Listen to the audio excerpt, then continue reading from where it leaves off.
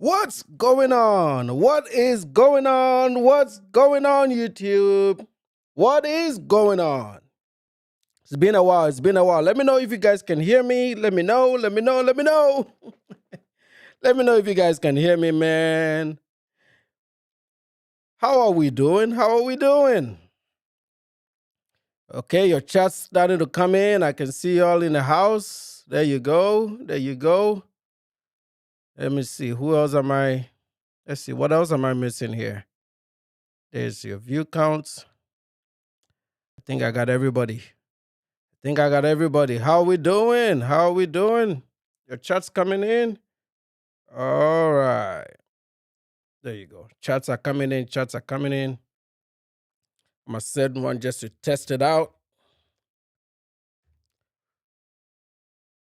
All right. So we gotta talk about the little boss. We gotta talk about the little boss.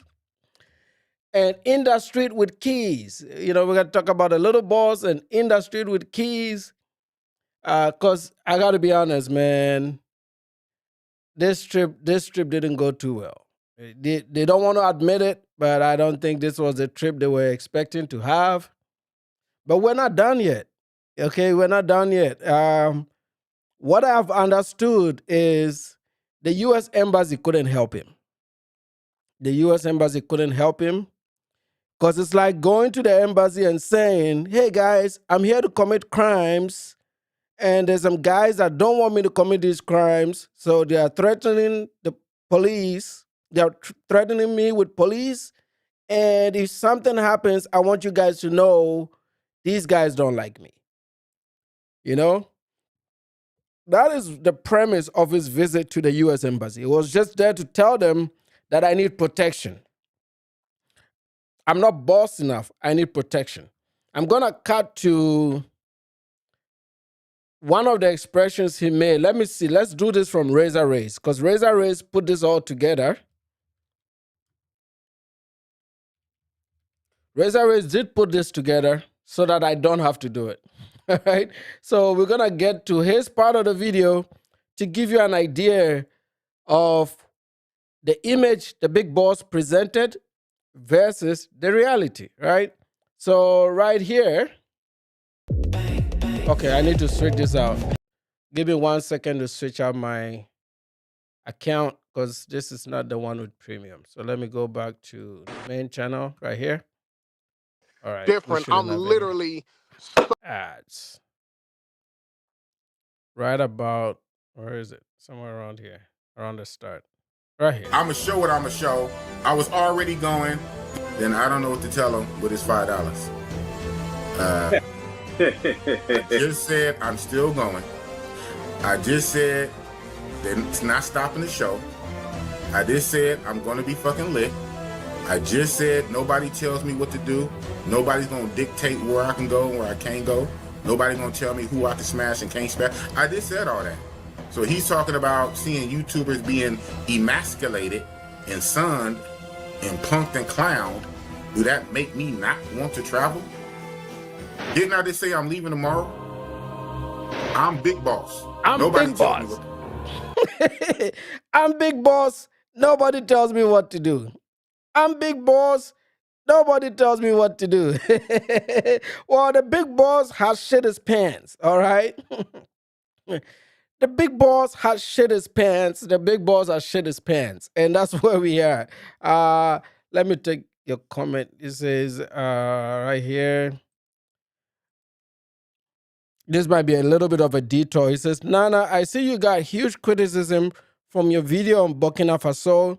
I think we need to work on educating our people that the fanatical revolutionary politics does not work. Yes, I agree. I knew that there's I went to school in Russia, so I understand the Russian propaganda machine. I really understand it very well. And before I put together that video, I saw a video on YouTube, which was made with AI, right? This AI creators, but it got 2.7 million views. I think something above 2 million views. And that video was talking about Burkina Faso growing apples in the Sahara Desert. I'm like, okay, they could find some species of apples that would grow there, right? But is that a priority? If you're a country in the Sahel, right? You're a country in the Sahel, there's very many things you can grow naturally without inducing cold climate to grow apple that most people in that region don't even eat anyway. They grow tomatoes better. They are one of the best makers of tomatoes, growers of tomatoes in the world. So why not spend your energy on the things that you have the skill to do it? Because it's not just growing the crop, but it's growing, storage, processing, exports, and even understanding the crop, your soil science. A lot of science goes into this stuff, right? And I saw that. I'm somehow glad that some people unsubscribed because it gave me. I thought that on that channel, on the main channel, I've always thought I had more sophisticated audiences that can take criticisms and even maybe challenge my views on a few things. But if these guys really believe in African development, why are they not very loud about the countries that we can point to today? You can point to some countries today, all right? Right now, you can point to countries in Africa right now that are doing amazing work in infrastructure, science, technology, and are uplifting its people right now. Beautiful infrastructure works. One example is Nairobi, Kenya. We talk about Kenya all the time. Where is the praise for Kenya if these people really care about Africa? You know, where is the praise for the resurgence in Zimbabwe? Zimbabwe was one of the countries that was one of the first to be anti the West, right? Zimbabwe was one of the countries that took the land from white farmers. They, they are still under sanctions. 30 years later, they're still under sanctions. But Zimbabwe grew 10% year over year last year. Where is the global black support for the turnaround in Zimbabwe? What about Zambia? They just went through an election. Free and fair, came with a little bit of issues, but not too bad. Compared to what happens here, that was a beautiful election. Won with 62% of the vote. Second term. I go to Zambia all the time. Beautiful country. Absolutely. Every Western person can uproot right now and go live in Zambia. Won't even complain about one single thing. It is that great. Namibia, beautiful infrastructure. Botswana, beautiful infrastructure. Even Mozambique, beautiful infrastructure. Parts of Tanzania, beautiful infrastructure. Dar es Salaam, Zanzibar, Dodoma, all these cities are doing. I'm not even bringing in South Africa because we know South Africa is a giant. Why the praise for a country that has 11 coup d'etats? They made those coup d'etats. France didn't do it. How come there is no coup d'etat in the other neighboring countries? France didn't do it, right? So there are a lot of countries that are doing it right. They don't get that praise. You know why Traore gets the praise? Traore gets the praise because he's seen as a rebellion. He's seen as somebody that goes against white folks. So the support for Traore is just because these people are anti-white. So they needed an example to champion that. But none of these people are going to invest in Burkina Faso. None of these guys are going to give Burkina Faso any money. They just sit in the West and they talk. They won't even visit. Whenever they pick their first African countries to go to, Burkina Faso is not on the list. Burkina Faso is not on the list. He's doing some things right. I also realized a lot of them didn't watch the video. They just criticize. He's doing some things right. He's doing some stuff right. But for you to get to the next level and to differentiate yourself, you have to use a model that everybody knows works.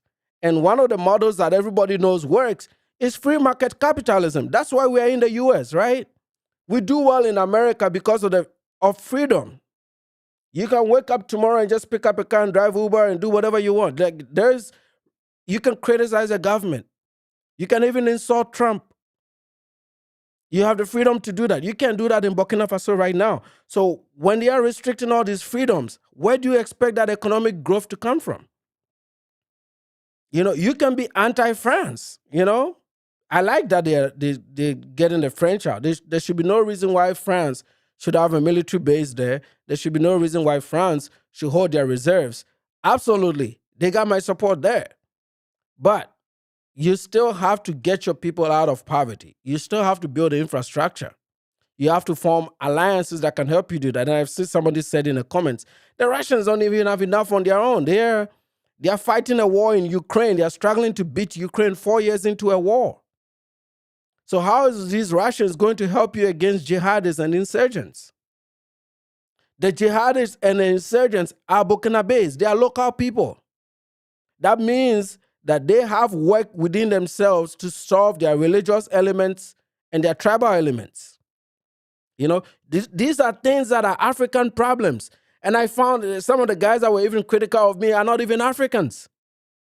These are real African problems. And I said, for once, at least we're going to talk about it, right? We're going to talk about it. We just can't keep talking about FBAs. We got to talk about our problems too. And why are we not praising the countries that are doing well? I've visited these countries that are doing well. Why is there no support and praise for Kenya and the amazing things that are happening in Nairobi, Kenya right now? If you see the Nairobi skyline as an African, you're going to be very proud. How is that possible? There is no skyline in Ouagadougou. But they don't want to believe it. But it is what it is. Let them believe whatever they want to believe. No, capitalism will not hurt Africa. The free market is the best thing out of poverty. Every nation that has done free market are the countries that all of us migrate to. New Zealand, Australia, Canada, all of Europe, including Eastern Europe. You can't. Socialism is good, but you can't push socialism on Africa when we don't have enough resources that can translate into wealth that can distribute evenly across all of us. That's what socialism is supposed to do. Central planning. It's very expensive to centrally plan. Socialism also takes out choices. Some of you like BMW, right? Some of you guys like soda, Coca-Cola, Pepsi. You want that difference in product. You want the best product. You only get the best product if there's competition. We get telecom. I always use the telecom example. For those of you that have listened to me longer, right? I always use the telecom example. In most of Africa, there was state telecom companies, okay? Our cell phones and mobile internet services was run by the state. In every country in Africa right now, there's at least one state-run telecommunication organization. Ask any African in the chat, would they ever buy the SIM card of their national telecom company? Even though it's cheaper, the answer is no, because the services is bad. And the reason they won't buy that is due to the fact that the competition is providing a better service. That's what capitalism does. This is why Africa has internet. This is why Nairobi has good internet. Have you asked those guys that are traveling how they've been able to use good internet in that part of the world? It's because of MTN, which is private, Zain and Airtel, which are private, competing against each other. The third competition in a Zambian example is Zamtel. Zamtel is last. The government is last. Bureaucrats will always fail when it comes to the free market. This is why, there's a role for government to play in economics. There's always a role for government to play. But you don't want state planning. You don't want government to take over the whole means of production. That really, really fails. Africa needs a vibrant free market and free trade, or at least not controlled trade with its neighbors, because there is enough demand cross-border. When we trade cross-border across Africa, there is enough demand. So that's what Africa really needs right now. Africa needs a free, vibrant market. Now, I don't want to mix political economics, who's president, who's not president. I don't want to mix that in, because sometimes you can have a hybrid where, like the Russians, where Vladimir Putin is there. He has elections, but he's the only guy there, right? But then down after the government structure, everything is a free market. Like China, right? You got the Communist Party, CCP, but then everything underneath it is a free market. That's why China works. It's not state controlled, it's not state run. Okay? That is what these people need. They need to be able to open up the markets. But what has the AES guys done? They've cut alliances with ECOWAS, so they can't trade freely with the other parts of the continent, and they cannot trade freely because they don't want to be subjected to ECOMOG, which is a military wing of the West African states. That's why they did that. They didn't do it just because they were trying to form an alliance against France. No, the ECOWAS is a community of West African states. They formed an alliance of 3 military juntas. How are you going to develop when you're forming an alliance of 3 countries that are fighting terrorism, have very limited resources? When the richest countries with the largest markets, Nigeria, Ghana, Senegal, are right in the same sub-region that they could have traded with. So this is like an internet wish list that in practice just doesn't work. Yeah, you kick the French out. They should have done that. A lot of African countries don't have the French people there. They've done that. But they have to return to some level of stability. And right now, it doesn't look good. The infrastructure that they took, I saw these people say they're growing apple in Burkina Faso. And they got 2 million views. That's what propaganda does. You know, that's what propaganda really does. Yeah, but even if they still trade with those nations, it's not a free, it's not the cross-border, it's not the cross-border trade that they used to have. Even right now, we need electronic visas to go to Burkina Faso as Ghanaian citizens. We didn't need that in the past. We could just go into Burkina Faso because it's right there, it's our neighbor. But now we need that. And I think they also need some type of control to come into Ghana. You know, meanwhile, Ghana is opening up its borders to the rest of Africa for trade and visits. So that's what I'm saying. If the agenda is to send a better message about Africa to the rest of the world, there are countries on the continent that are doing that, and they're doing that exceptionally well. Why is the focus on a guy that is only in office for 4 years? It's too early. Yes, he may need a bit more time. But why are you saying he's made all this progress when he hasn't made that progress? You can make that progress in 4 years.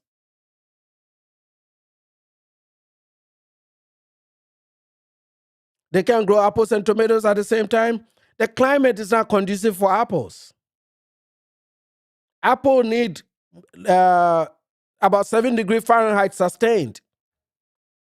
That's why it grows in cold. It's like grapes. They grow in cold climates. That's why you don't see any apple trees in Texas, right? So if Texas is not planting apple trees, why should Burkina Faso do it? It's called a theory of comparative advantage. You Google it. In economics, we call it a theory of comparative advantage. You do the things that you have an advantage in. You don't do it just because it looks good on the internet. Oh, we're growing apples. It looks cool. Where is the supply chain for apples? Where's the demand for that market? You know, that's what I'm trying to say. Like, it's not that it's not a good thing, but is it? And it's even the cost of growing that, because you're growing a product in an unsuitable environment. So it doesn't even make agricultural sense for them to do that. That's all I was saying. I'm like I said, these are all AI clips that have gone viral about some factories that have popped up. You know, they never really tell you what those factories produce, and you don't see any economic output in the World Bank numbers, right? Because the World Bank is saying, because it's military leadership, they are not really sending in the numbers. They are not collecting the statistics the way they're supposed to.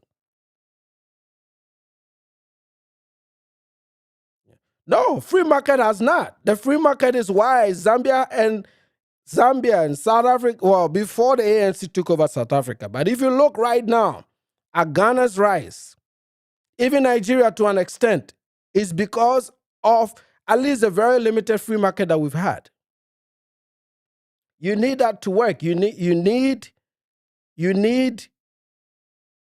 a free market to alleviate people, to get people out of poverty. You really need that. This system of I mean, even if you don't have that, at least in the West, the West has money, right? The West has some wealth. They can take from rich folks and give it to poor folks. That's the argument that they make over here.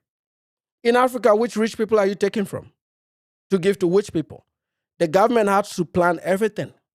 The government has to hire the teachers, the nurses, and run that whole machinery by itself. That's very expensive. It never works. It leads to a lot of bureaucracy, delayed services. Have you tried to get a passport in the old Ghana before the new Ghana? In the new Ghana, I got a biometric passport out of the DC office in less than 1 month. Everything was done online. I did all my application online. Under military rule, under Rawlins's rule, it sometimes took 3 months with 4 or 5 different middlemen to get a passport.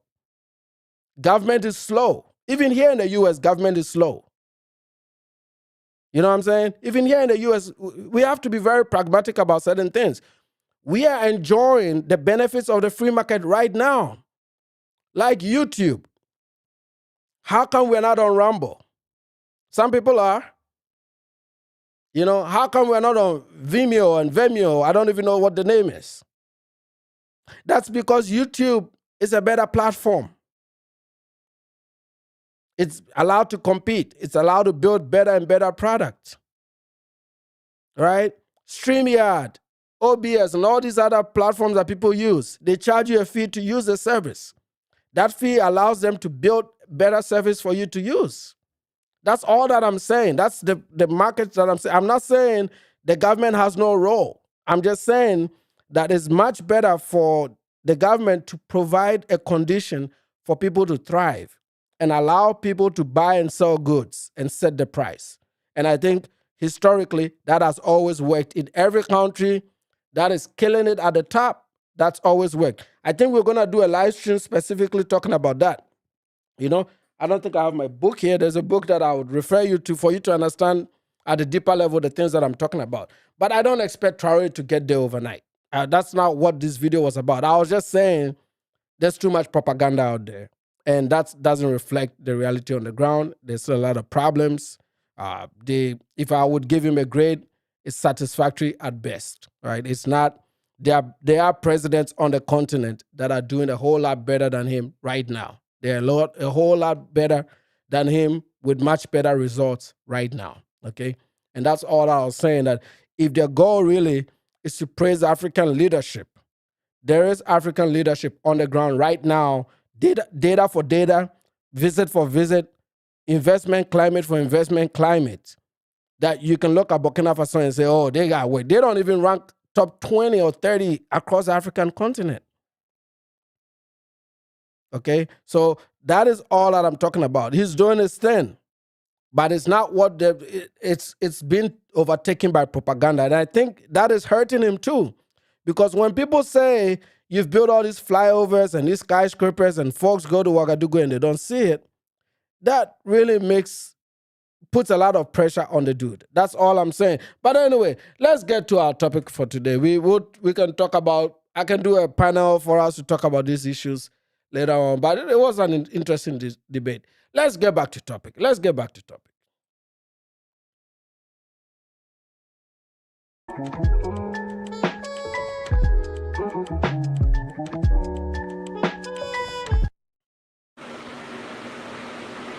Got to put on, and I might even force him out of his comfort zone to film sometimes and take risks where he probably shouldn't film, but he feels like, hey man, these guys gave me thousands of dollars to put me on. I gotta show them something. Yeah, exactly. You can't set prices in a free market. It's set by demand and supply. Type shit. So, but me, like I said, I didn't get that kind of support anyway. So it is what it is. I'ma show what I'ma show. I was already going, then I don't know what to tell him with his $5. I just said I'm still going. I just said then it's not stopping the show. I just said I'm going to be fucking lit. I just said nobody tells me what to do. Nobody's going to dictate where I can go and where I can't go. Nobody's going to tell me who I can smash and can't smash. I just said all that. So he's talking about seeing YouTubers being emasculated and sunned and punked and clowned. Do that make me not want to travel? You heard him there. Right? Do that make me not want to travel? So he was saying that all the pressure that we're putting on Keys even motivated him to travel. So when he was going out there, I was expecting him to really show us some good stuff, right? I was expecting him to be on the streets of Nairobi, live streaming, showing some girls twerking, doing all the things that we've been talking about, right? That's what I was expecting. So I was on phones figuring out how I can stop this dude, okay?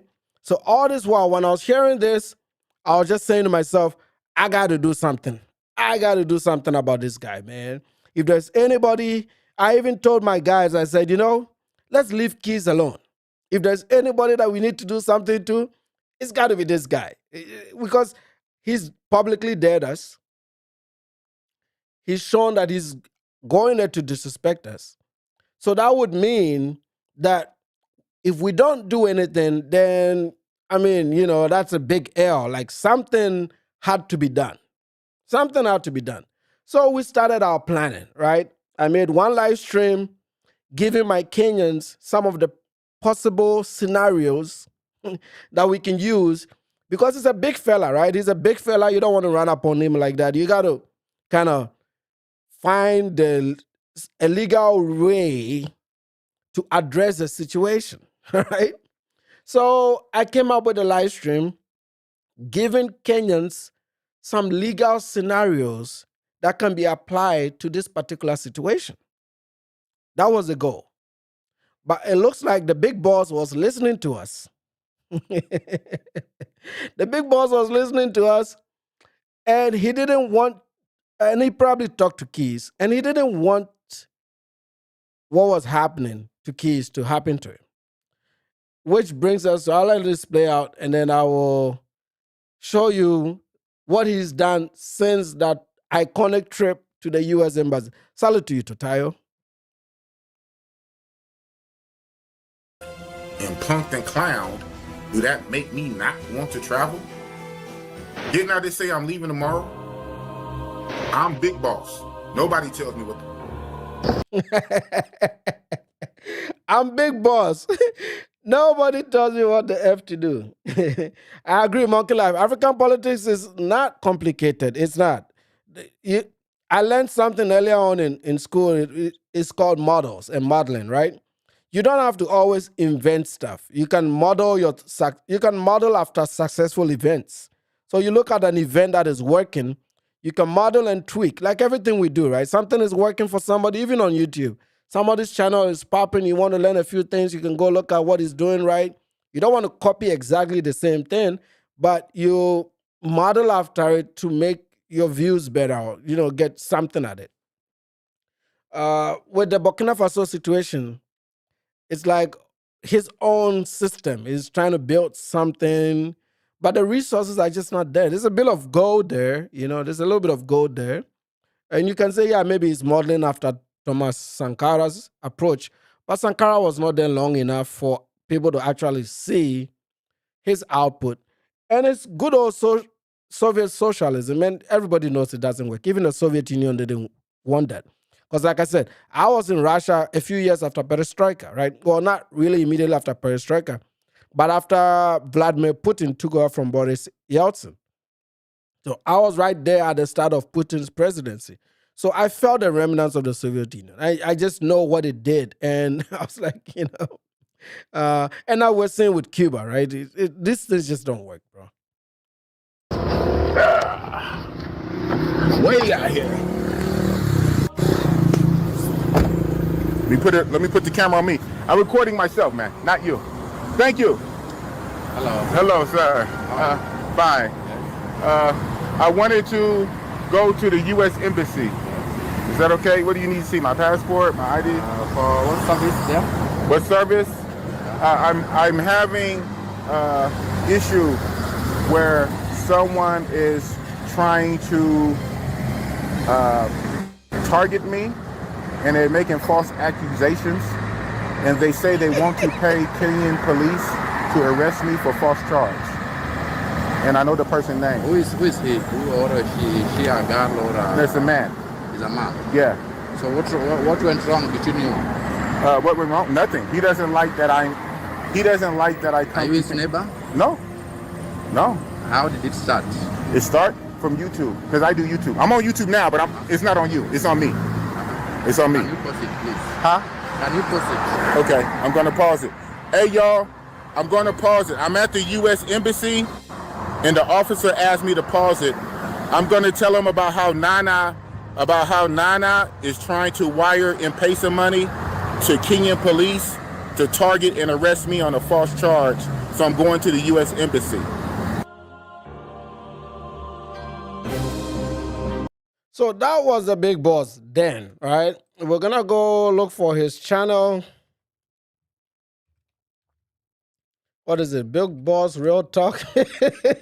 After this incident, I think he should drop the big boss. He should drop the big boss.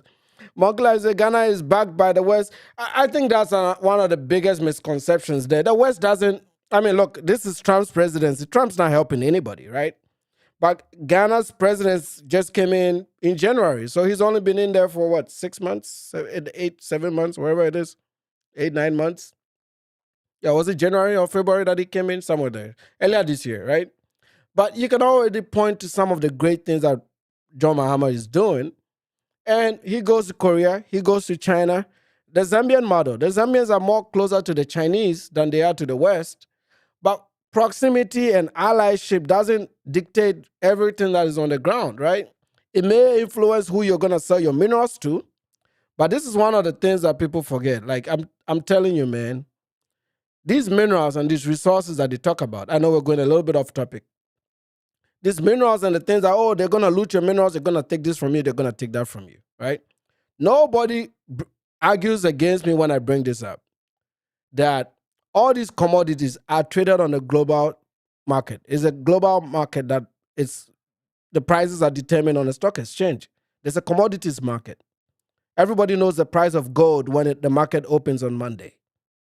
So you don't need, your friendship with America won't change the price of gold, is all I'm saying. You sell the gold to whoever wants to buy it, right? So your allyship and your friendship should not really be a reason why we should say, well, the Ghanaians are doing well and Ivorians are doing well and this and that. You need allies, bro. Every country has allies. Even America needs allies, right? You see what is happening with Iran. They need allies. They can't go by themselves. So everybody needs some allies. Anyway, let's go to the big boss. So this is the big boss after talking tough. This was the video, big stomping through the hood in Nairobi. So I really thought he was just in the hood. And then he came back 3 days later after the live stream, or a day after the live stream, to clear his name because the whole travel space was mocking him, right? We're going to watch a little bit of it. But if you noticed, he hasn't been doing the typical big boss streams. And we will look back to some of his old streams. And now that I'm saying this, he's probably going to want to try to do it. Which is why I'm saying that Kenyans, if you were out there looking for this dude the first time I talked about it, do not stop. The crime is the crime. He's still a target. His visit to the U.S. Embassy didn't yield any results. They knew he was a sex tourist because he had to tell them. He was forced to tell them. With the guard in that video, he couldn't open up. But once he got inside the embassy, he opened up as to why we see him as a target. And the embassy may have told him not to put the girls on camera. This is why you don't see him putting girls on camera. Because with the protection from the embassy, the big boss would have been doubling down on his shit. And that's not what he's doing, man. So this is the video. After one trip, I only did one trip. Yeah, well, you know, in this media game, you know, he does play the media game at this point. And he knows what to say, like to rile people up. and rage bait type shit. Yeah. But you can't take away from what he be saying, though.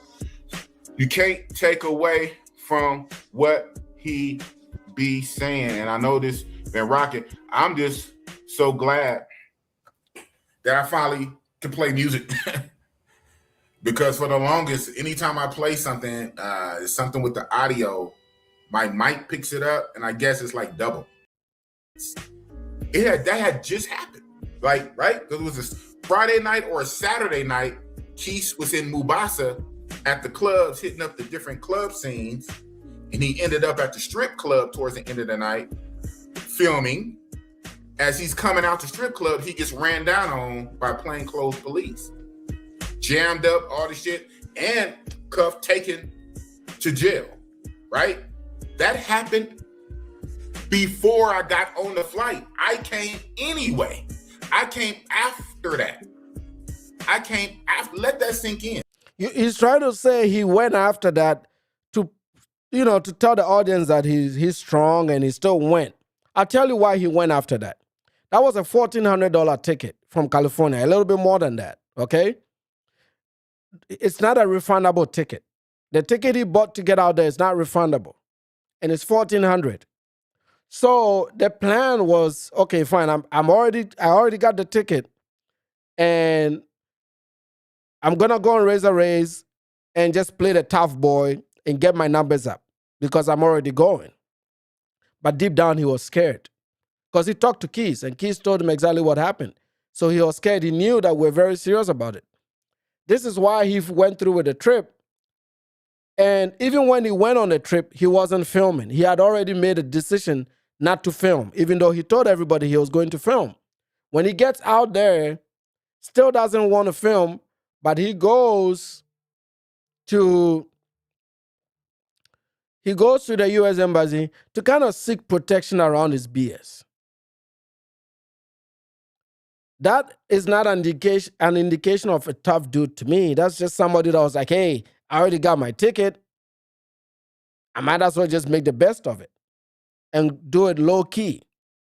This guy has not been filming at all. So, I mean, Keith is even out there filming right now, and this guy's not, even though Keith's doing it a little bit more respectfully now than he used to do it. I came after that. The nigga already got jammed up by the police, went to the jail cell, all the shit, had to pay like $1,000 bribe money to get up out of it. I came after that and still here. What are you talking about? What are we doing? I'm not gonna let you have a verbal narrative to make me think I'm crazy and gaslight me. Oh, because that's what they try to do. When they can't win one way, they just try to do the verbal game. Like Democrats and leftists do in the States, They can't win on facts, so they just talk crazy. Like, no, like, what are we doing? What are we doing? It's ridiculous. But yeah. But I just wanted the opinions of real motherfuckers. And then if I respect the person, right? If I respect the person, real motherfucker, we can agree to disagree. I'm like, okay, hey, that's what you think. But it's like the haters, I don't even process what they say because they're just gonna talk shit anyway. I mean, it's ridiculous. It's ridiculous. Yeah, I mean, it's ridiculous. Like, shout out to, people give him a lot of hard time, but shout out to Charleston White. And I don't agree with everything that man say. So you get the point, right? This guy really wasn't what he put out. He really wasn't what he put out. And it's like, he didn't even give us a chance to get to him. The man didn't even give us a chance to get to him, man.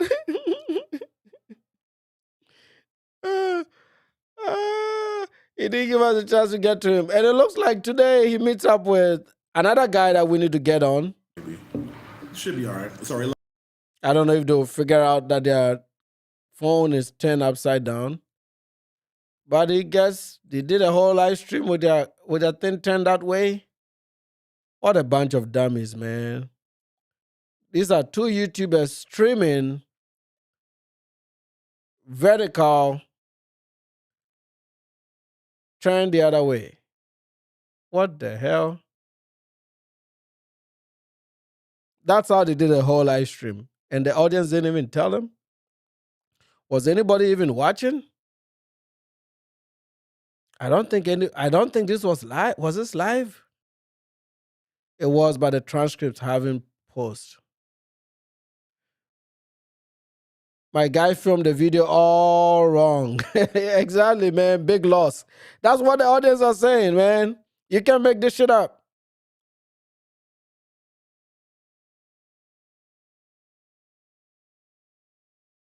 Where were the bosses in this video? I didn't see any. They are roasting him. I told you he's become the laughing stock of the movement. Bitch, a broke hoe. I love a hoe that need money that be in situations, because they be the most submissive. They be with my program, Especially in the U.S., yeah. Yes, well, that's what he's talking about. He's talking about yeah. the USA hoes, because these hoes that's independent with their own money, they don't want to listen. They not going to get on your program. They telling you what they is, they ain't going to do. Corey Holican, he keep it so real. I said, shout out to he's in some heat now for a lot of bullshit, but shout out to Corey Holcomb, 5150. Yeah. Is that Corey Holcomb that he's calling Corey Holcomb? Hey, I think the big boss had some speech impediment growing up, man. Corey Holcomb, Corey. I mean, these guys are snitching on themselves, man. So anyway, you got the gist of it.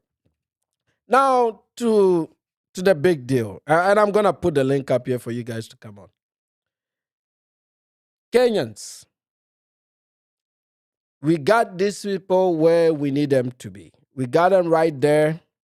Do not let up. See, that's why sometimes people get too complacent, okay? Do not let up. I've seen how this works psychologically long term. If you let up, the comeback will be stronger. And some of us, we're not always going to be monitoring it and keeping an eye on it. We're about to enter deep forward when I typically tend to be very busy. So I may not be watching and observing a lot of these things, right? But this is your opportunity to increase the pressure on them. This is a rare opportunity to increase the pressure on them, because we've never had them this scared. Okay? And they know that these guys, you all are serious. So apply maximum pressure. If you see this man anywhere in Nairobi, get him to the nearest police station. That is still the plan. Do not let off. If you are an Uber driver, like I said the last time, these are not threats. These are real deals. These are some of the worst violators out there. So get him to police, then we'll present the charges, because I have the evidence and they don't. Okay? So you get them over there, and then you contact any of our guys on the ground. You know them. If you don't know, send me an email. And once they get to the police station, let us know what particular police station they're in. We're going to take it from there. Okay? It's imperative that you do this in accordance to the law. So no violence. Don't hit the man. Just report to police. Just say, hey, I just saw that sex predator tourist guy that Nana has been talking about on YouTube. That's the guy. Arrest him. Let them arrest him on suspicion of, and then when he gets to the police station, we'll present them enough data to actually put real charges on him. Okay? So that is the game plan. It's all in compliance with your laws. Okay? The burden of proof is on him. He needs to prove his innocence. But I need you to go out there and look for this man. These two guys, there's another one there too. This other guy on my screen, look for him as well. He's been there longer doing all kinds of debauchery. Find me these people. We just need to make a few examples. They'll stop coming. Like Gerello stopped, right? So don't give up. Do not give up. You give up, man, All these fools are gonna flood your country. Don't give up. They already told you. Gerello said Kenya is now number 5 on the list. You know, he says number 5 on the list. He said he was even talking about police on that video. What if you know the time marker? Let me know. But please look for him because I know your police officers would want to take on a case like this. Who wouldn't want to arrest a Yankee? Come on. Who wouldn't want to arrest a Yankee? There's a lot of opportunities involved in arresting a Yankee, right? If you know, you know. This is YouTube, so we have to be nice, we have to be careful. But there's a lot of financial, or I won't say that.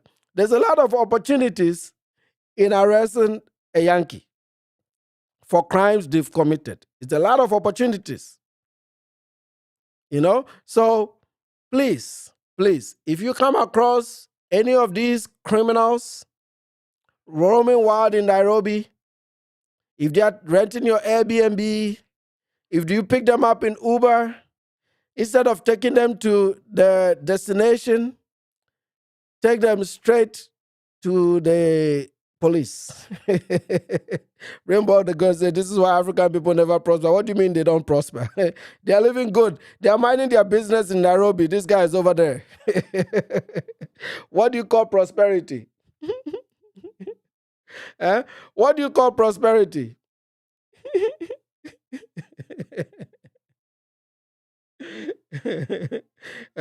What do you call prosperity, man?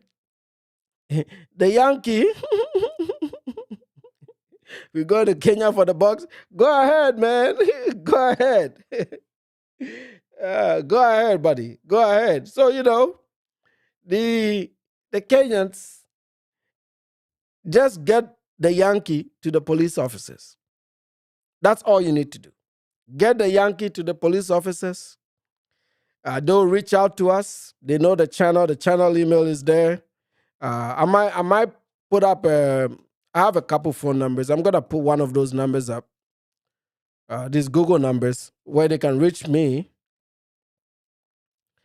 and they can call me on the phone so that I can present the charges to them.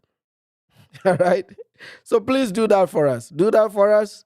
Let's get these guys locked up. Let's see. I'll see if we can catch a few clips of this. I'm tempted to test my panel stuff today, so I'm gonna put it out there. Kobe, are you here? Let me know in the chat if Kobe is still here, because I know you had a few things you wanted to talk about the other time. Yeah, man. Rainbow the guy, they need to check in, man. They need to check in.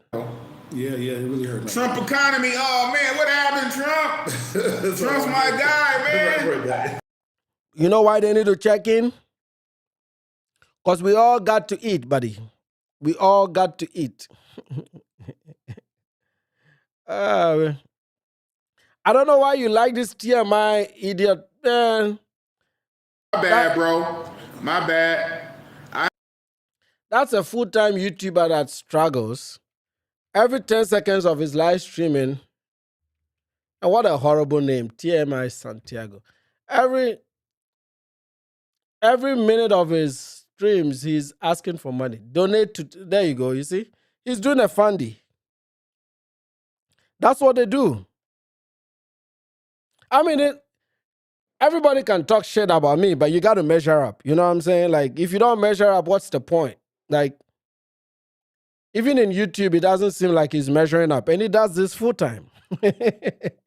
So you got to at least measure up to talk shit, you know? And he's not going to Kenya. Why wouldn't he go to Kenya? You know? Why would he go to Kenya? Tell him to go to Kenya. You know, if you're tough dude, why won't you go to Kenya, man? And he always has this ridiculous picture or avatar that he uses.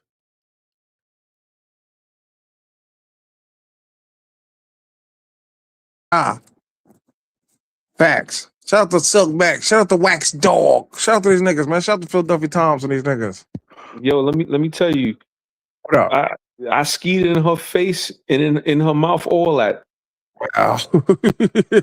All that. You gave it to her. All that. I was like, damn. Damn. I see why he married her. Damn, but that shit, my man, Casa Linda, that was just on here, Casa Boy. Yo, son, that only chick I did that with was with the baby lady. I was like, damn, I just met this bitch and I'm leaving and shit. It's always like that. When you leaving, that's when you meet like the shits. Like, damn, this bitch. Yo, let me tell you something. I've had plenty of Sasua girls that had me crying on the plane going home. Oh man, Not crying, but depressed. I know what you're saying. Yeah. When you look at that, when you get that JFK and shit, you look at that TWA plane and shit, waiting for your ride. Yep. I want, man, it's cold. You know what I mean? It's cold. Look at the same niggas, like, damn. Heartbreaker, man. Heartbreaker, man. man.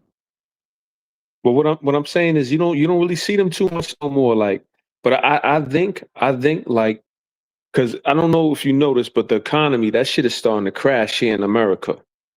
Word. And if it's crashing out here, it's definitely crashing in DR. So they gotta open that shit back up. Ain't nobody gonna make money. If you do that, you're gonna go into. Man, how does anybody even listen to this shit, man? Salute to you, Jada. You know, how does anybody listen to stuff like this? Man, Rainbow the World, come on, man, give us some respect. How do you expect me to even go to battle with a fool like that? Talking about prostitutes in the DR, talking about nothing on the chick's face, who is a prostitute, talking about how leaving a prostitute feels emotional.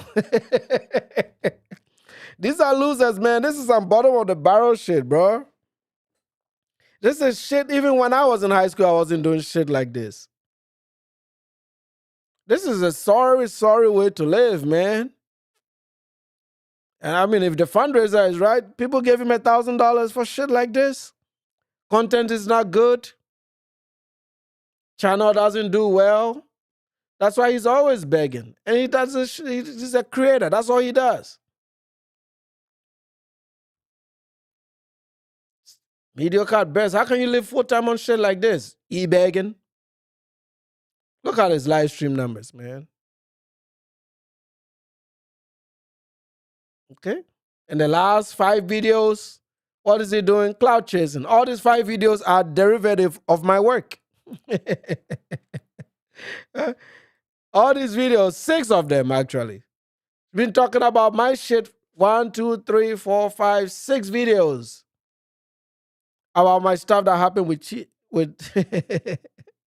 yeah, I knew he was a fat fucker, man. No wonder he never comes on camera. These are things you can control.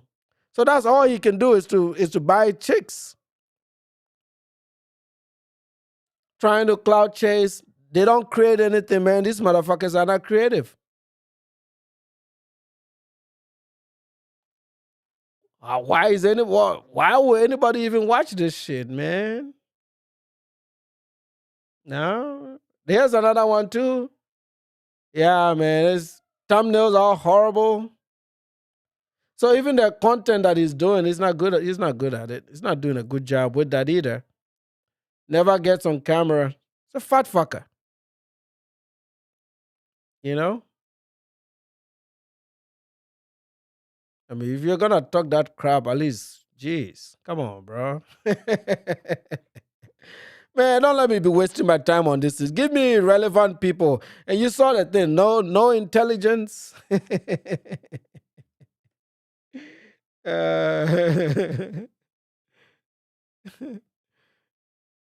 Oh man.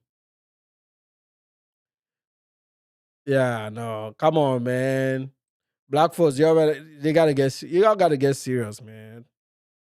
This behavior is a derivative of the Kevin Samuel stuff, hating black women thing that they were doing. This is why they were all traveling overseas. Notice none of them have wives after all these 10 years of traveling. Oshay is sitting on home turf, can't even get a wife. Still hates women, talking bullshit about other women, which we're about to get to him here in a bit.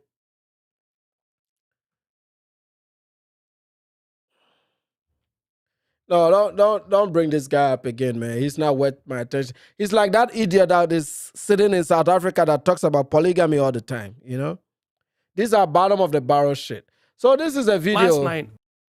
that this monkey, this idiot that I said, when I go to Ghana later on in the fall, I'll see the strongest Babalayo to get this guy the fuck out of Africa. Every curse that ever exists in Africa, I want them to put on this guy. I've gotten to a mind state where I don't care what happens to him. I don't like him. No amount of dialogue or conversation will make me like a person like this. He's a horrible, horrible human being. And people like this, Africans, if you ever come across this dude, treat him like a monkey, because that's what he is. He's a monkey. Don't work for him. LT can clip this. Don't work diligently for him. Scam if you can. Take your best shot. Okay? Africans need to take this guy on a spiritual walk. We don't want him over there. He's no good. He's a horrible human being.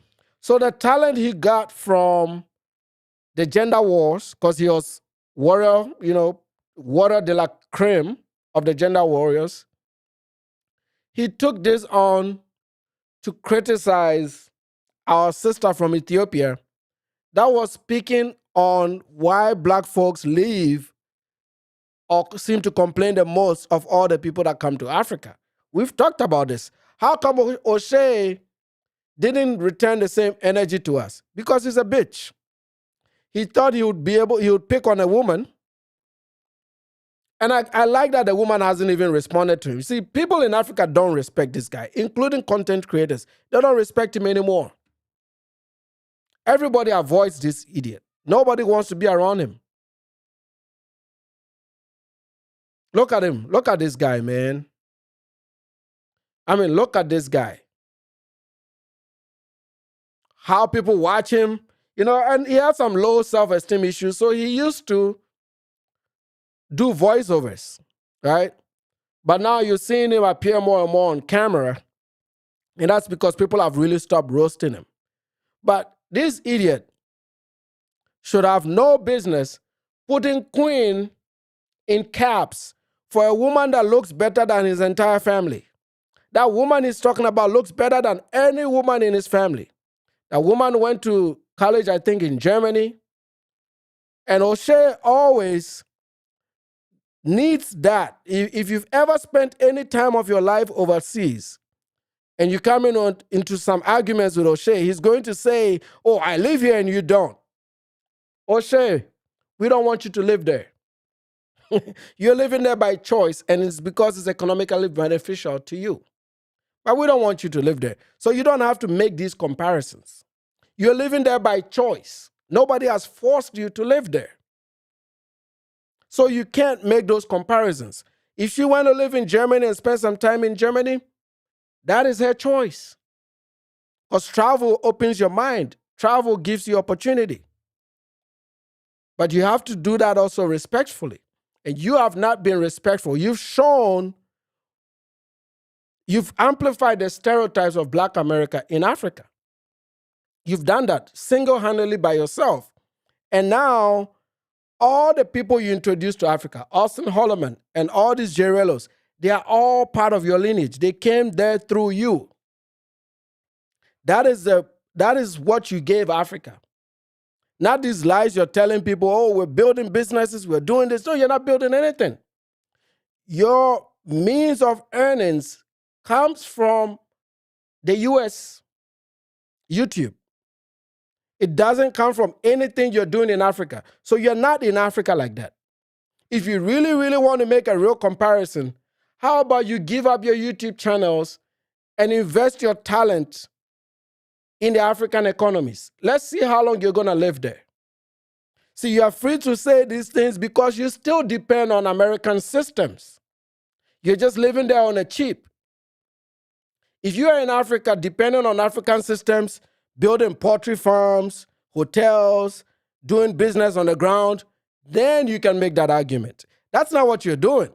You're making money in the US, online, through YouTube, and you're living there on a cheap using African resources. You're using our electricity, you're using our internet, you're using our roads and our power grids, and I don't even think you pay taxes there because your businesses are still connected to the US. Your income is earned in the US.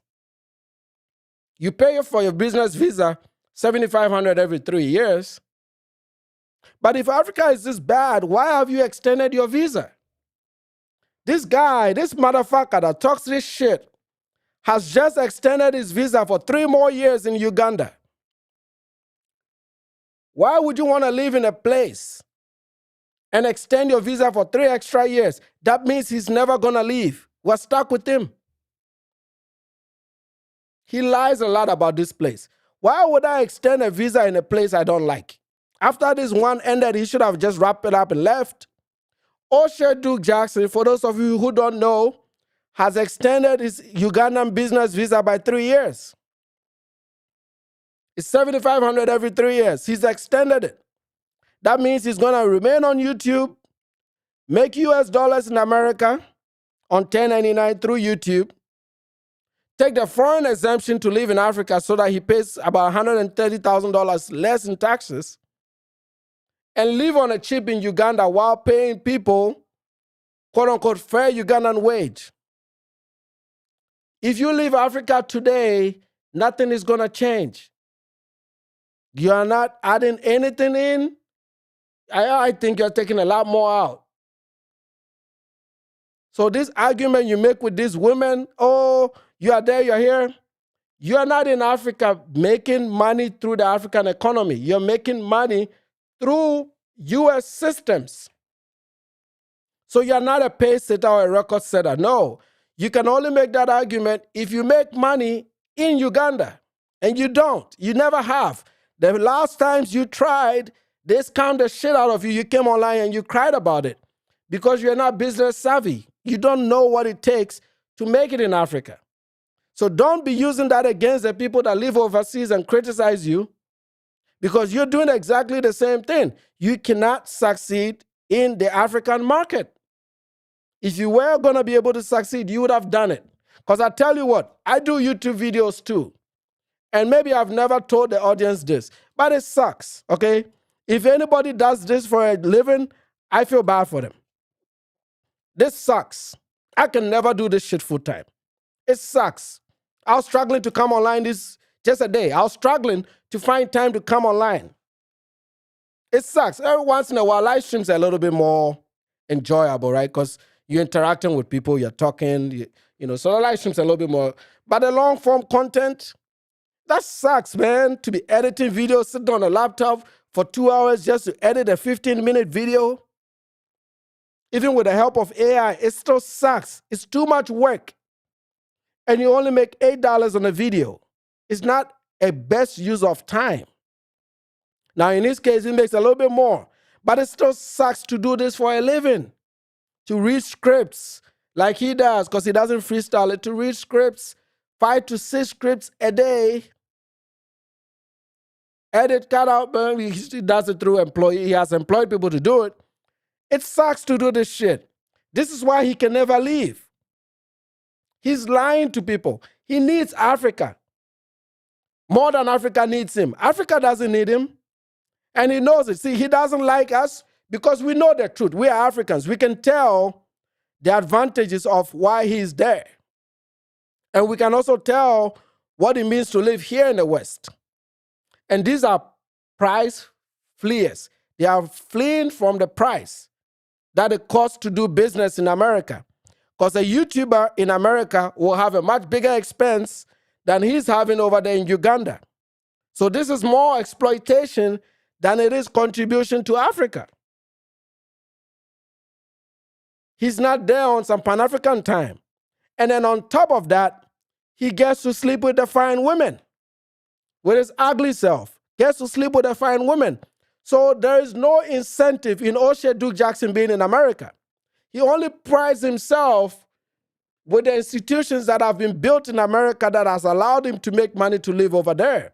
But if you look at this at the fine level, what he projects as somebody that is making money in Uganda, living in Uganda, and in the trenches with the people. No, when you make that much US dollars as an American, you're not living in the trenches in Uganda. You are living in affluent part of Kampala, where some of the world's finest people live if they go to Africa. So this is the lie of Oshay Duke Jackson. This is what he tells people. Africa is of an advantage to him. That's why he's there. Why else will he be there? And this is why, I think Ugandans, after we're done with the Kenyan work, we're going to get into Uganda. Ugandans have to finally, especially if you're Ugandan and you were a victim of the lies Oshay Duke Jackson told that cost you your job, you need to reach out to me so we work together.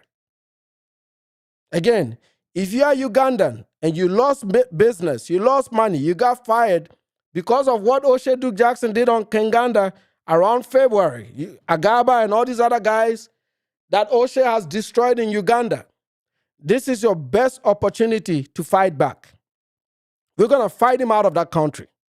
And I can only do it with the help of Ugandans. You've seen what we've done to these boys. You've seen that we've successfully gotten these fuckers out of Nairobi. The reason that worked is because the Kenyans were compliant. They worked with us. So I'm calling on Ugandans to work with us to get this guy the fuck out of that place. He is so dangerous. You can't trust him. You can't trust him. Agaba is a guy who came on our channel. Oshay lied on him, told the whole world that Agaba scammed him, only to come up here and correct himself that Agaba didn't scam him. Oshay is a federal black agent, just like ATT. We need to start looking at these people through a different lens. Yes, they are not good for Africa.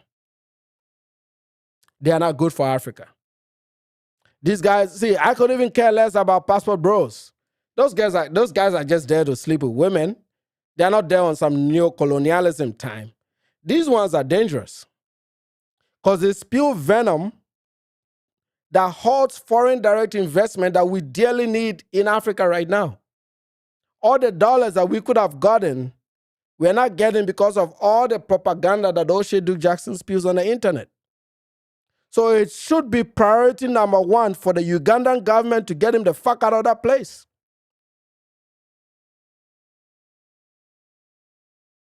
The Ugandan government needs to get these fuckers out of there. Yeah, you're going to lose $7,500 every year, but you're losing millions through the negative advocacy that he does on the internet. And now he's taking that toxicity to attack a woman that looks better than his entire lineage.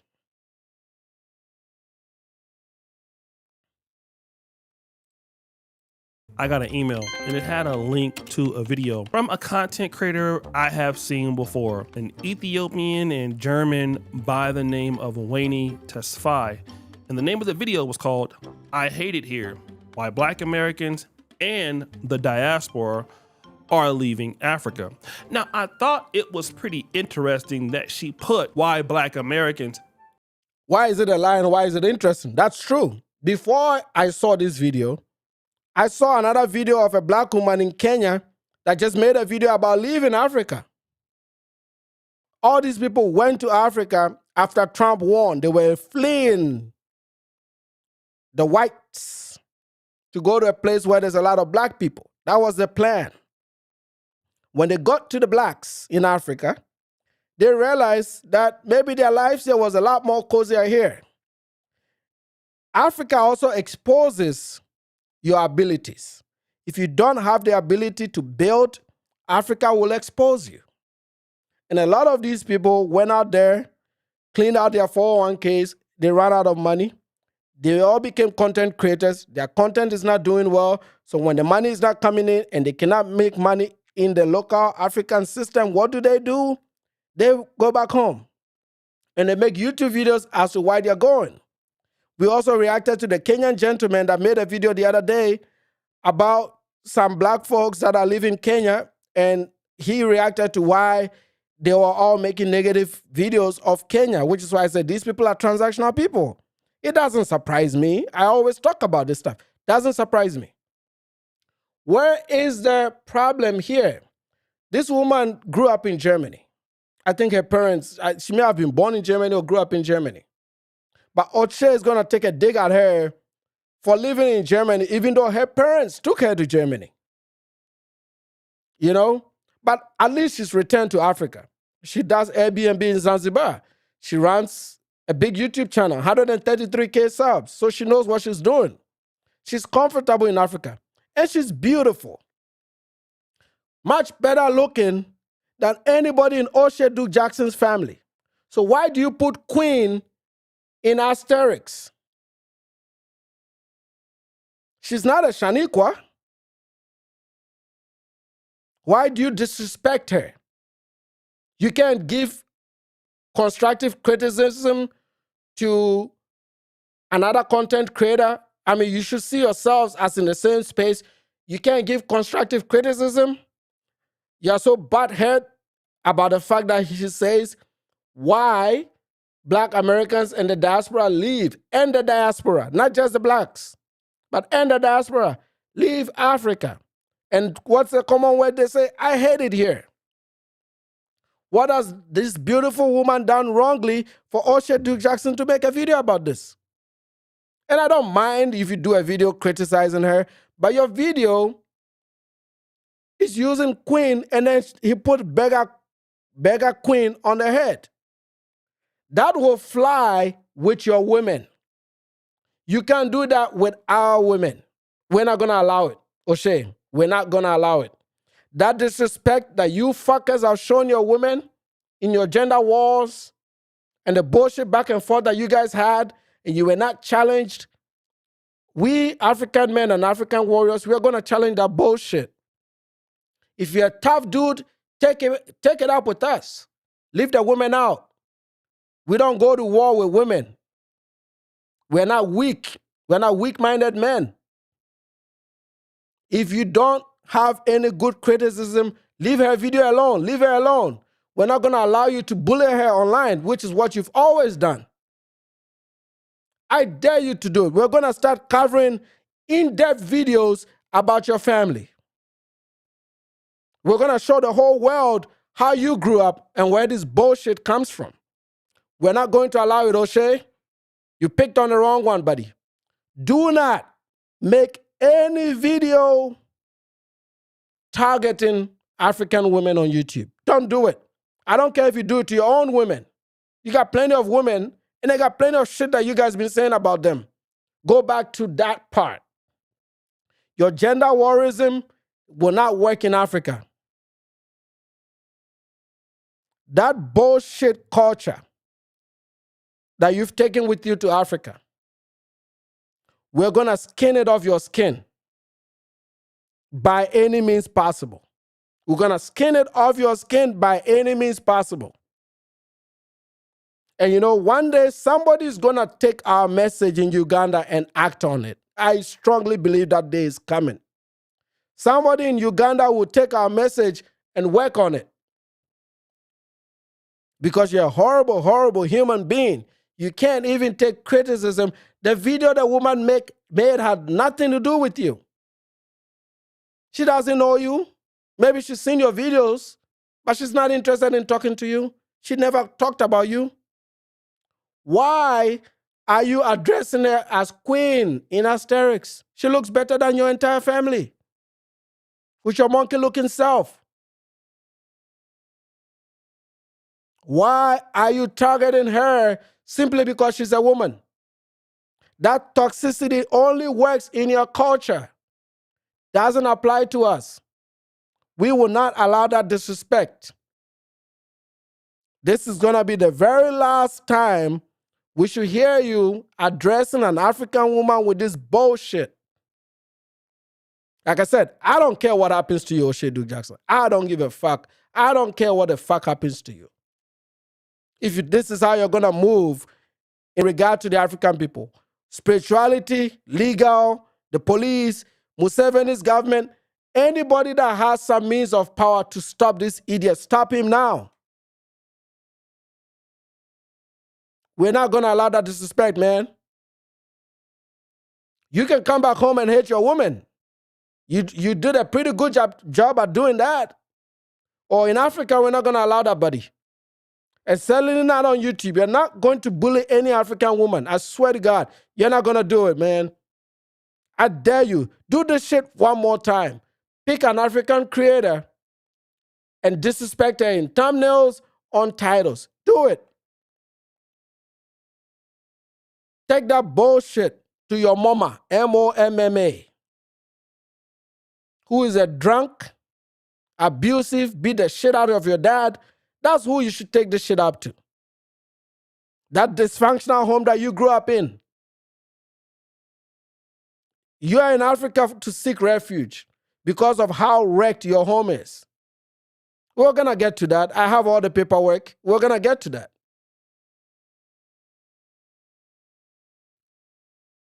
And the diaspora are leaving Africa instead of just saying the diaspora by itself. But stick with me. We're going to come back to that in just a moment. What is the diaspora by itself? The black people that are moving to Africa are majority black Americans and Caribbean people. A few from Europe, not very many. But it's mostly black Americans, maybe 80% black Americans. And sometimes Africans that have migrated and lived abroad for a few years and returned home. But have you seen them making videos complaining? Every complaint video, I need to make it, itemize it. Any complaint video that I've seen has come from your community. So she's not wrong in saying that. Why is the conversation almost always about what Africa failed to give you? What the continent, country, the government? Exactly. See, I'm glad that Africans are picking on it because that's always a conversation. Oh, we're not getting this over here. Oh, we're not getting this over here. Oh, the African over here. Oh, the African don't fuck with us. Oh, well, we're not getting this over here. Oh, they ain't got this through, man. I see some other dude was talking about they can't even get snacks, chips. You know? It's like me going to Russia and asking for fufu instead of eating borscht. If you're not ready to culturally assimilate, do not go. You got a healthy, functioning country in America. Stay right here. Leave them Africans alone, man. And I don't want you guys to take credit for what the Africans are building, because that's what the next conversation is going to be. 20 years from now, when a lot of these countries have reached medium income status, because some of them are getting very close, these guys are going to go in there and say, oh, we moved here and we helped the Africans build. No, we don't want that shit. We don't want that shit, man. So what she's saying is not wrong.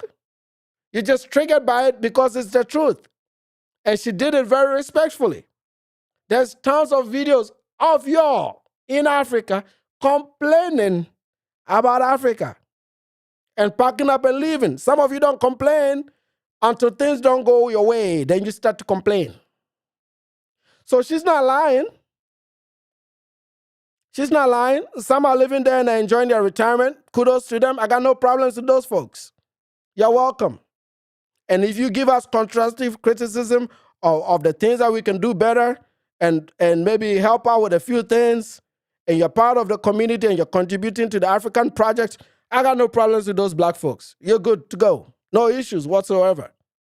It's these young cats who are mostly gender warriors who are now causing all kinds of problems for the uncle that used to be in the military in Alabama that just wants to retire in a place that has a lot of black people. I always say there are very differences in black folk. These young guys, the 40 and unders, a lot of them are a problem because they came from YouTube. All of them came from Kevin Samuels, and then they moved on through Oshay Duke Jackson, Charles Tyler, became Passport Bros. That's why they talk the same, they act the same, they do the same shit. Even when they are older, they're still doing the same shit.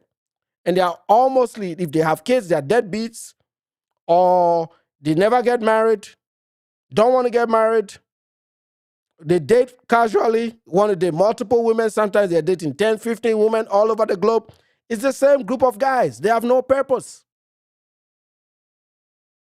No reasoning skills whatsoever. Not even articulate enough. Yep, and he has. His Kangana channel has been taken over by South African xenophobes. I've seen that. Because he did a few videos in support of South Africans. So now it's like mutual support. So that's what is happening right now.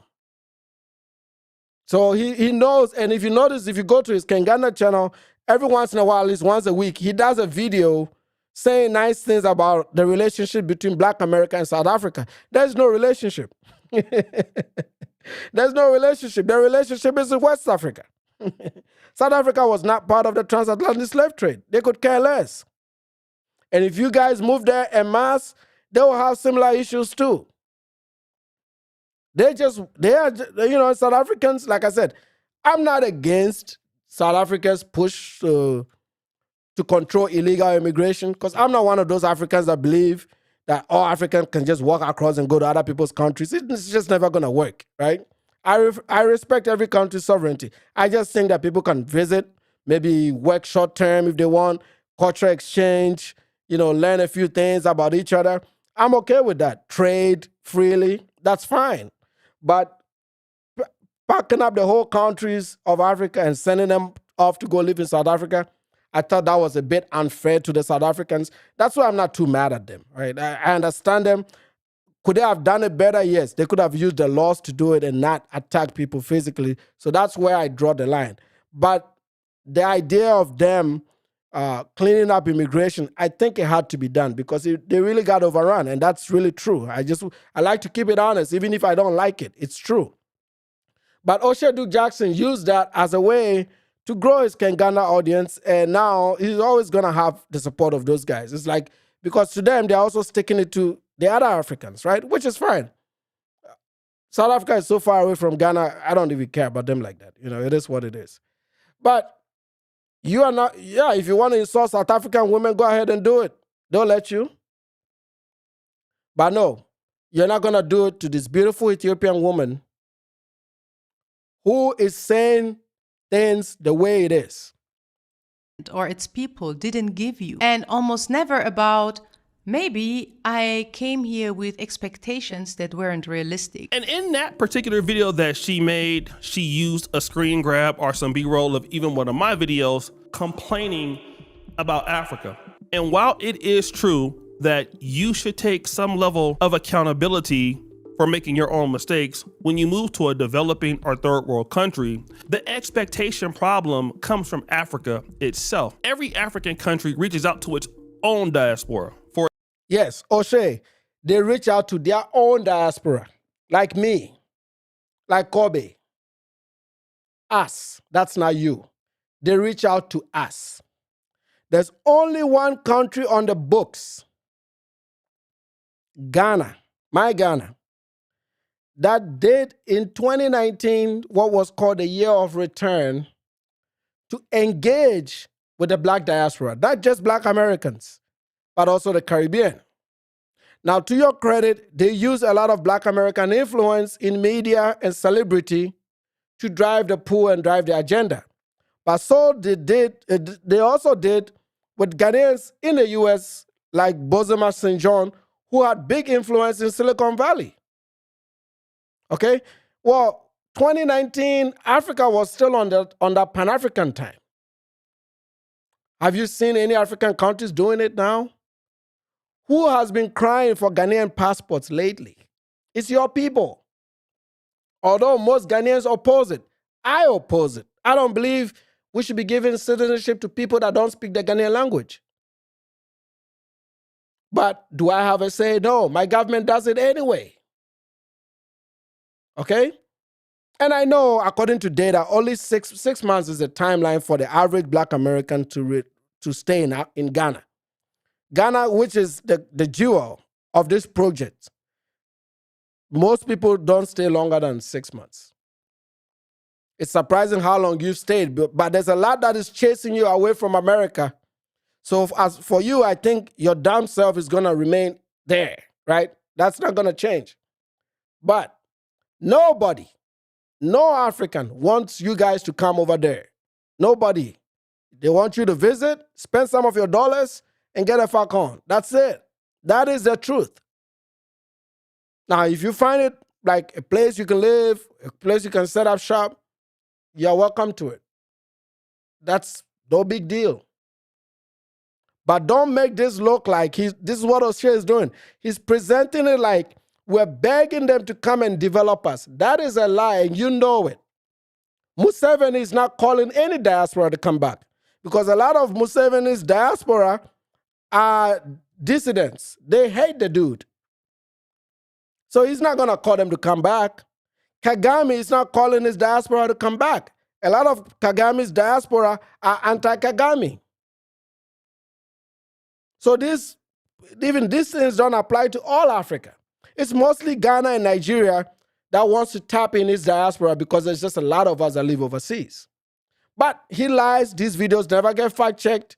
And of course, damn audience, they'll believe it. Yeah, we're helping them. Oh, we're coming here to help build. They're inviting us to come help build. Oshay, nobody's inviting you. If you leave tomorrow, Africa will remain the same Africa you found it. Let's test it out. How about that? Come home next year. I'll give you 1 year. Come home next year. Let's see if anything is going to change in Uganda. Nothing. You know nothing is going to change. Only maybe 4 of your employees will lose their job. But YouTube is digital. You can put the videos up on Google Drive and they can work on it and send it back or even upload it. We all do YouTube videos, man. We know how this operation runs. You can run this digitally. Your editor lives in Russia. So yeah, you can do it from the US, from your mommy's house. There's no need for you to be there. Nobody's calling you to come and develop us. We don't want your development. If it comes with this pressure, yours is too problematic. We don't want it. For example, Tanzania reaches out to its own diaspora. Okay, so how does that concern you? Are you Tanzanian? Is Oshay Tanzanian? diaspora to come back. And do many of them come back? Nigeria. Most of them do. There are more of us that return home than Black Americans that move to Africa. There are more Africans that return home than Black Americans who move to Africa. Some return and some don't. And some of the times, it depends on the program and who is asking.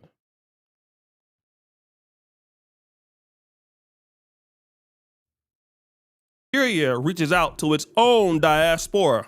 And do they come back? Just listen. Nigerian government, you guys are advising Nigerians living in diaspora for them to return back home and invest. It's a wonderful whatever suggestion.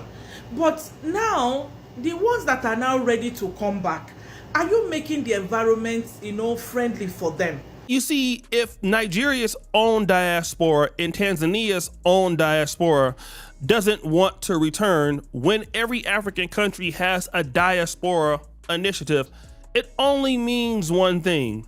It's a low trust ecosystem. That's what that means. And not only are Black...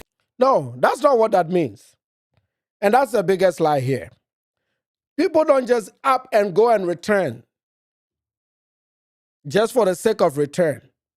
If you don't have a plan that can sustain you, it doesn't matter where you move to. It's not going to work unless you're going there to be a YouTuber. Okay? Unless you're going there to be a YouTuber, it's not going to work. Okay? It's not going to work unless you're going there to be a YouTuber. So, yeah, I'll drop the link here. Give me about 5 minutes, and then I'll switch over to the other side and put the link up for you. So, yeah, what Oshay is trying to narrate is, the Nigerians are not coming back, and we are coming back. So, we are taking up something that they can't take up. Oshay, you're only able to do this because you make money from the US. Like, I can go to Ghana because I work remotely. Okay, I work remotely, I can go to Ghana. But my wife can't go because she has to work in office. So that has been my dynamics. It's not because I don't trust the systems in Ghana. I'll have the same actually have a much bigger economic advantage to go into Ghana right now because my cost of living is going to be cut by 80%. I'll have no house, and I have houses in Ghana. Same with Zambia. My cost of living cuts right down the middle. So it's very easy for most Africans. They'll prefer to go home if they figure out the economics. Third world economics is hard, I admit that. But so is Oshay. Oshay has not figured it out either. That's why he doesn't make money in Uganda. He's a YouTuber. Okay? So if all the diaspora people are YouTubers with 100,000 channels, they'll make it, they'll all go back home. Everybody loves their home. It doesn't matter how bad it is. Everybody loves their home. Everybody loves their home. So if there's an opportunity to return home and keep your economics, most of them will. The ones that are asking these questions that have issues with it, it's not because they don't trust the systems. It's because they don't have the means to keep their standard of living at parity with what they have overseas. Some of them will have to give up careers and jobs that they've built. You don't just come from Africa and you get put into a corporation in America. These people have built up skills to get into these corporations and these companies. Some of them have businesses, raise kids here. So it's not like, oh, I pack my bag and leave situation. It takes a little bit of planning. And that's what this idiot has been sitting on. He never gets pushed back, and he uses that against that. Where is that same outrage for the European migrant that comes from London? There's a lot of Brits that live in LA. A lot of Brits live in LA. In Hollywood, there's a lot of Brits. And nobody gives them any problems because they came from an advanced country, even though they came here for a much better opportunity. Some countries will always do better than others, right? And that's why he's here. And Oshay is there, obviously, for the sex, but also because it makes economic sense. There's no way he will subject himself to all this pushback. Look how long I've been pushing back on Oshay Duke Jackson. And he's never returned. He will never return. I've done everything to Oshay. I've even threatened him. He still never returned. I threatened Oshay with juju. I said, I'm going to seek the strongest juju in Africa. And Oshay still won't return. Why won't he return home? Despite everything that we're putting at him. That because he will never return. He needs Africa. I'll read this comment and I'll put the link in the chat for you. The so what feminist. I agree with Oshay on this, Nana. I think the government of Ghana, Sierra Leone want to import a middle class that won't criticize them. These black Americans will become the Indians, Rhodesia. Okay, so you're looking at this in terms of, they're trying to import a middle class. I think that is part of the strategy because they think that these folks have some money to come in. But the target of the diaspora they're targeting is usually people that are much older that have some type of retirement income or close to retirement. These guys that are just walking around, that's not a middle class you can target because they don't know how to make money outside of the U.S. system. So a lot of them will run out of money. It feels like a fraudulent scheme to me that these African governments are running. If their target is Black America. If their target is Black America, it's a fraudulent scheme because most of them will not stay, right?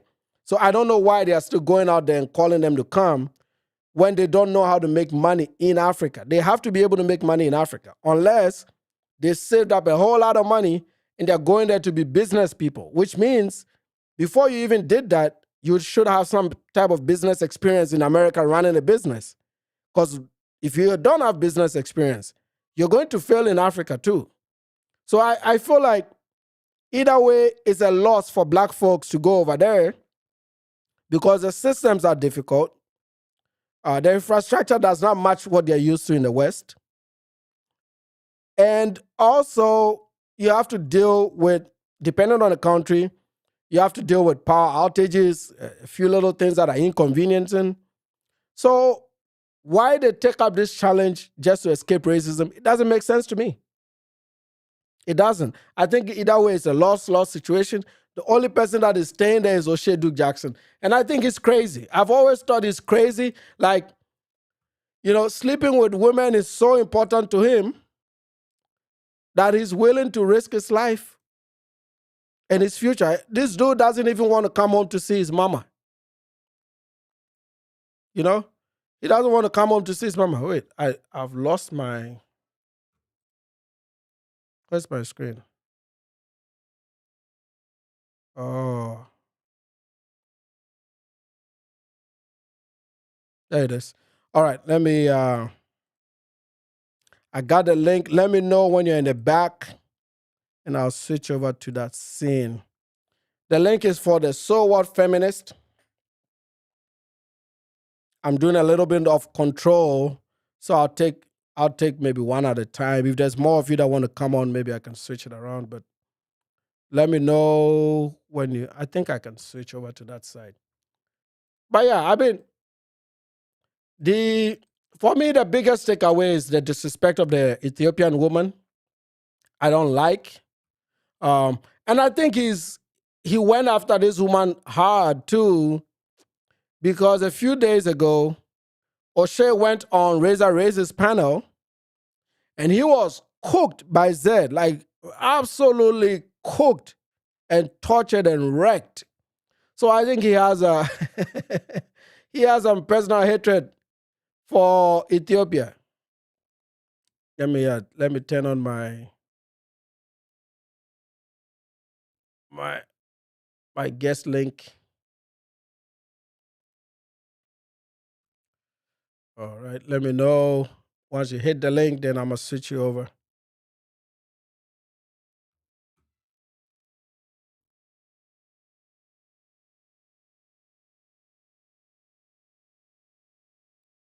Americans or other diasporans going back to their new home country of origin, in our case, America, how do foreign investors feel about this same market? Most countries in Africa do not get the foreign direct investment that it should.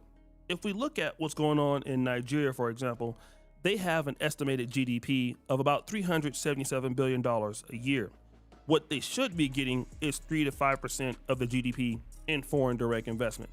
Now, when you talk about FDI or foreign direct investment, you're not only talking about people investing money into your country, you're also talking about people investing industries into your country, whether that's technology-based, agriculture-based. But Oshay, which black American is gonna go there to build Dangote-style industry? You know it's not going to happen unless it's like a SUSU system where a group of black folks put money together to do a particular project like that.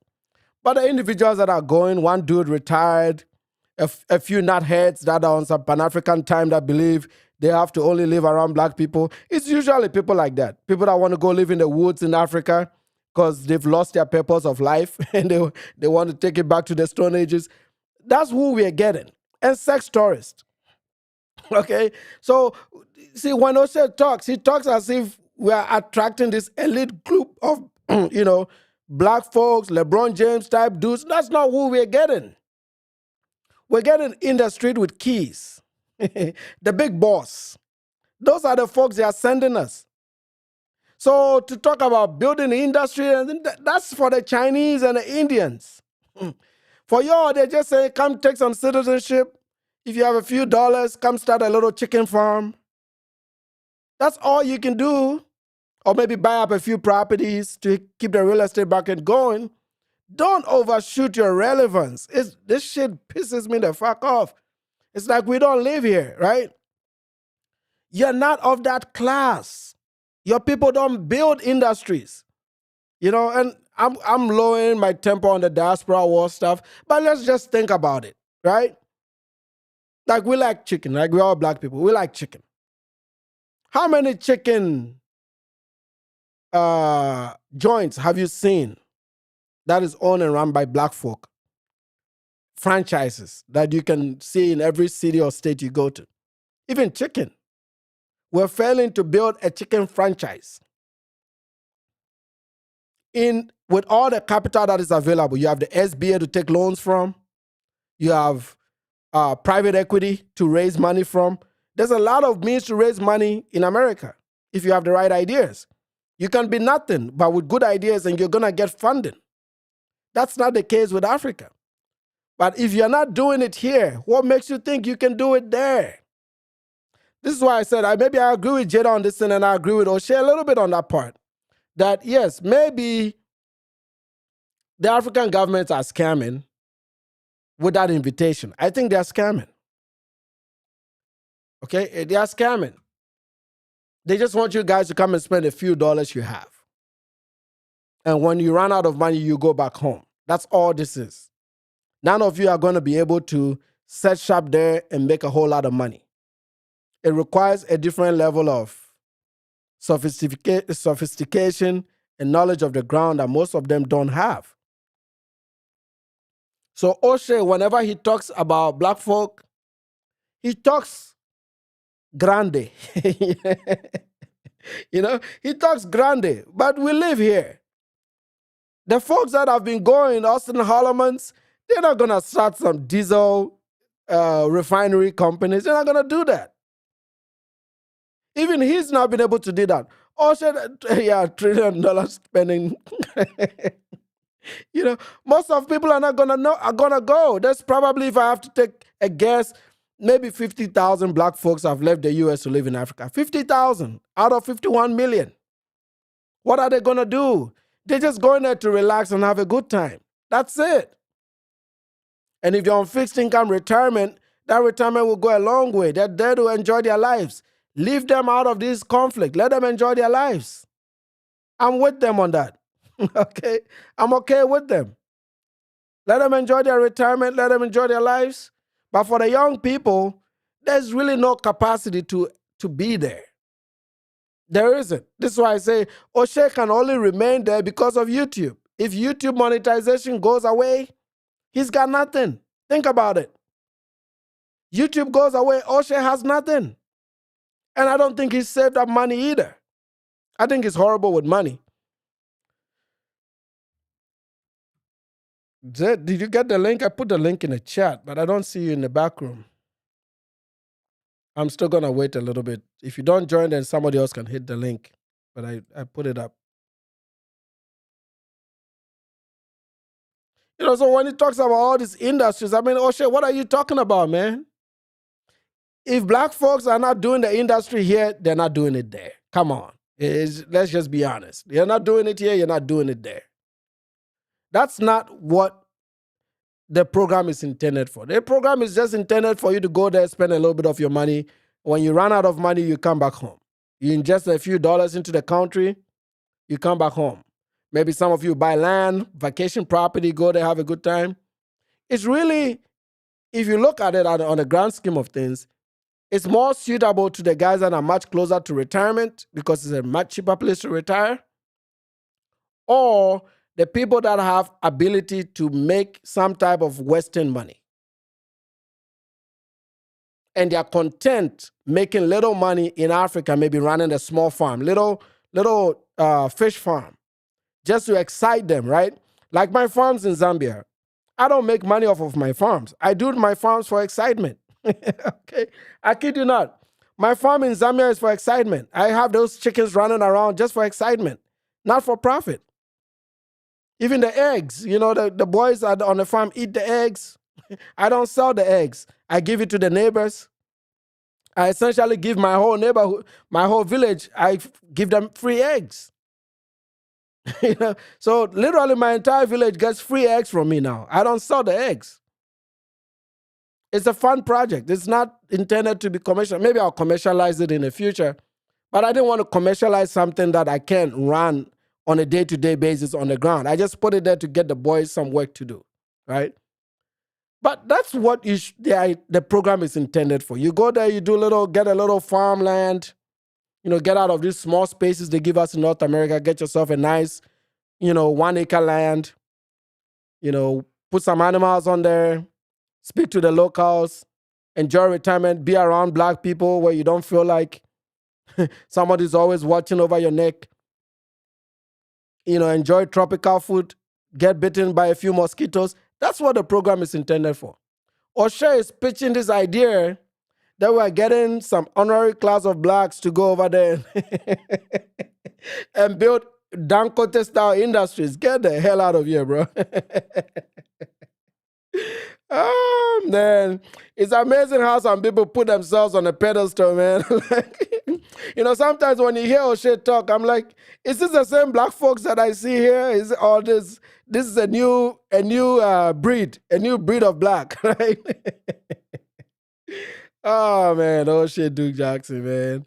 Let me go back to the back room and see if somebody's in the back, because I wouldn't see it until I switch the scenes. Unless, yes, there's nobody in the back. Is the link working? Are you still here? Who was that? It was the So What Feminist. I put the link up for you. I don't know. Did you guys see the link? Here is Jade. I'm gonna post it one more time. Unless it's not working. I did shorten it. I customized the domain and I shortened it. That's why it looks like that. But if we need a goat farm, yeah, goats, good business, man. People eat a lot of goats over there.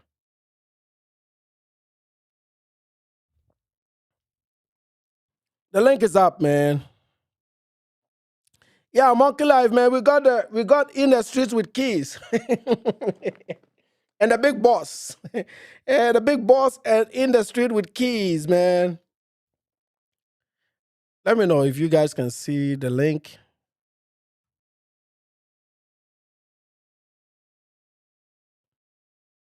Anyway, if she's not in, anybody can hit the link. It's fine. Anybody can hit the link. We just beautify it in real time as we come through. I'm gonna post it one more time.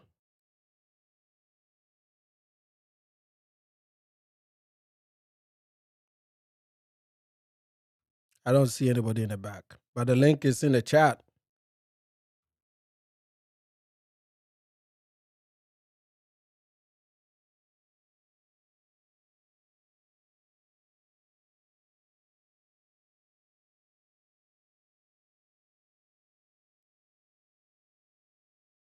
Does it work?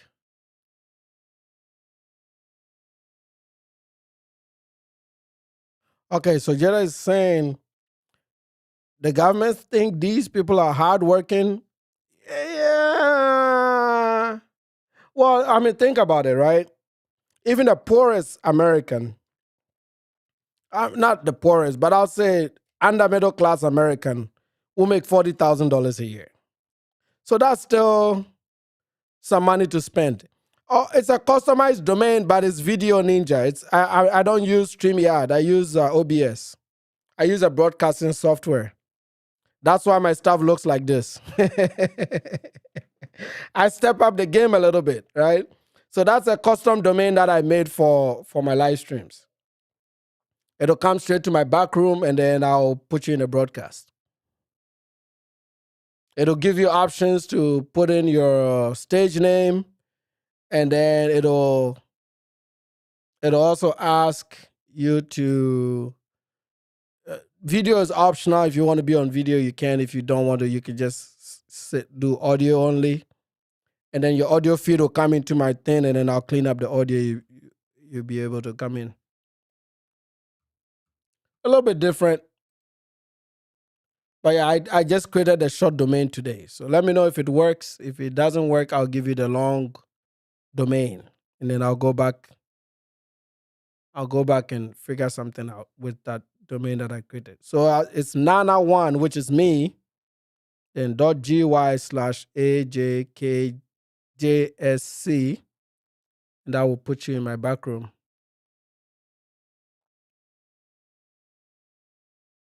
It should work. Let me see. I can test it out on my phone.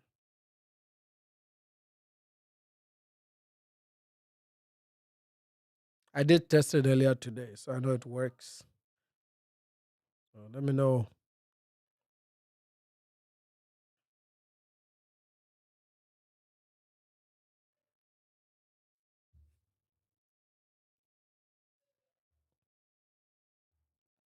You don't have to be on cam. You can just turn off the video. It'll ask you, but you can turn it off.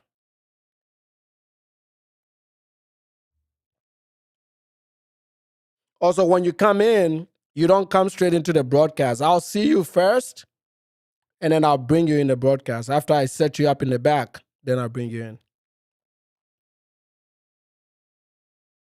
It's a cool feature. You can actually even communicate with me, and it won't go in the broadcast until I actually put you in the broadcast.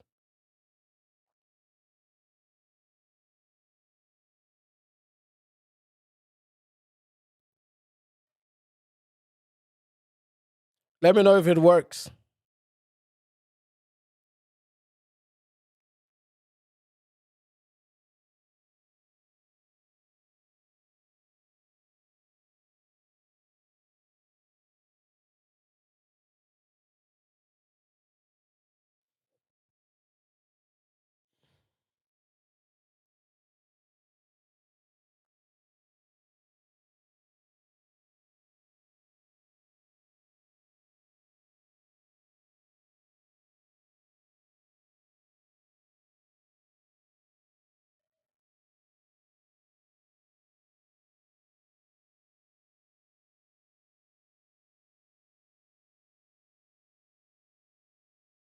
Jada is saying they'll give Asians a run for their money when it comes to writing a history about this period in Africa's development.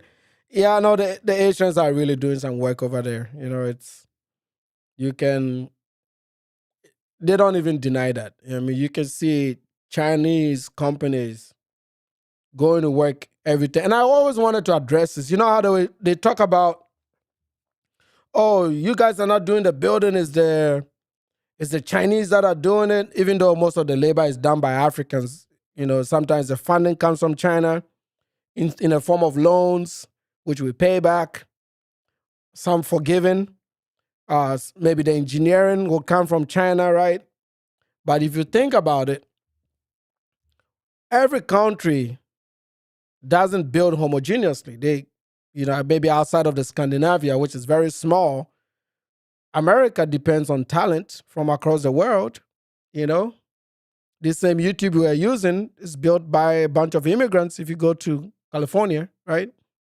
So everybody, as long as you are steering the ship, whatever inputs you put in it, it doesn't matter. Even if you get Japanese to come do your railroads, it came under your leadership. You directed that you drove that change, right?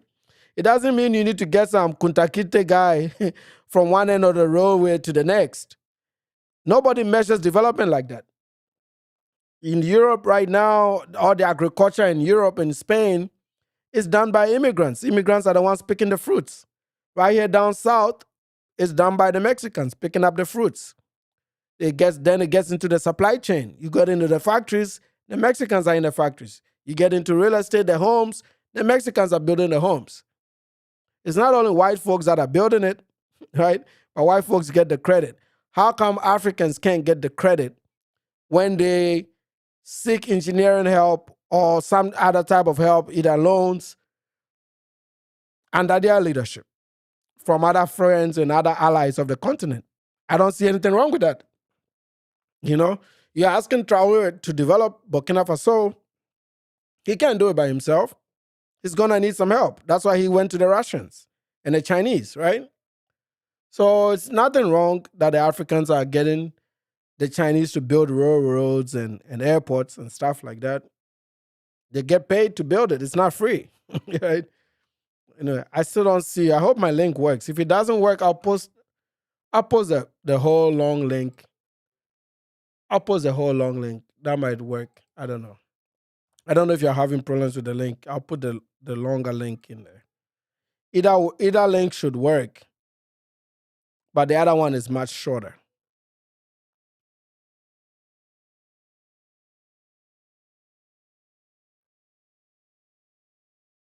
I'm still waiting for you to come on if you're still here. But anyway, I don't want to play that Oshay video. I hate hearing that guy's voice, man. That's why I've been sitting still. I'm like, I don't want to play that video. I think I've played enough of it. Let me see. The big boss.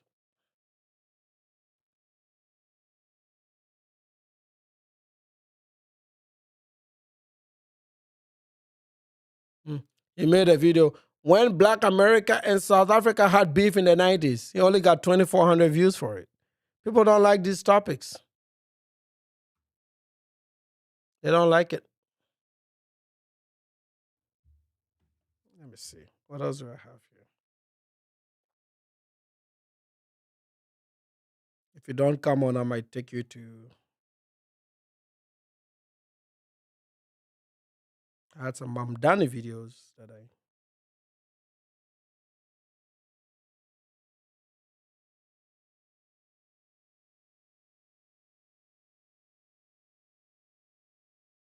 Oh, this. Do any of you know this channel? Pink Book Lessons. Ooh, she's savage. I think she's a Black woman. She is savage. Let me see. Go back to my link. Oh, okay. I see somebody in the back. Jada is here. Let me unmute you. Can you hear me? Hey, okay. You can hear me, right? How about now? How about now? How about now? You can hear me, right?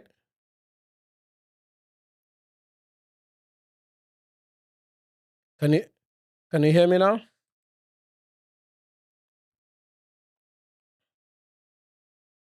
Okay, so there's a text. Yes. Okay. All right. Give me 1 second.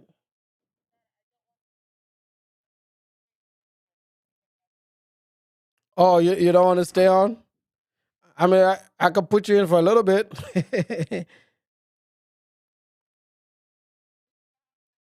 Oh, okay.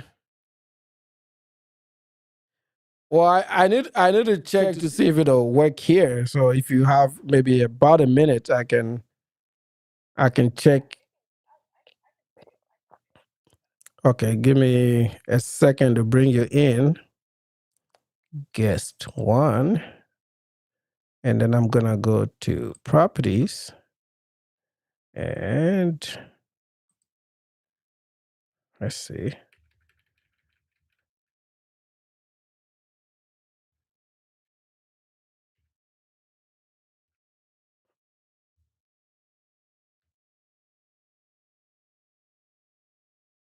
Okay, and then I can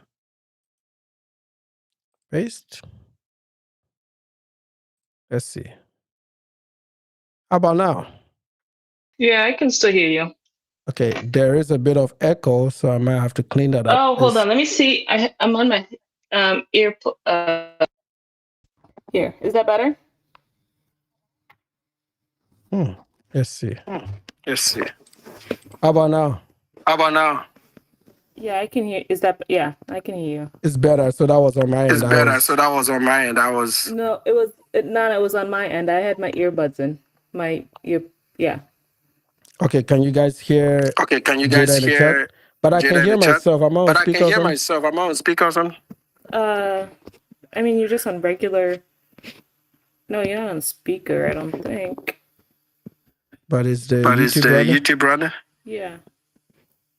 Oh, I can hear. It bleeds back through it.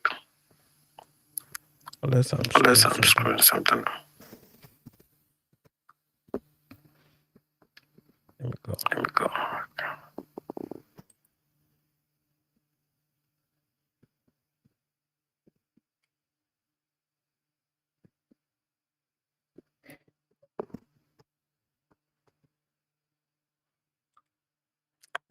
How about now? Yeah. You sound perfectly fine on my end. There's no echo or anything. So can you hear me now? Yes.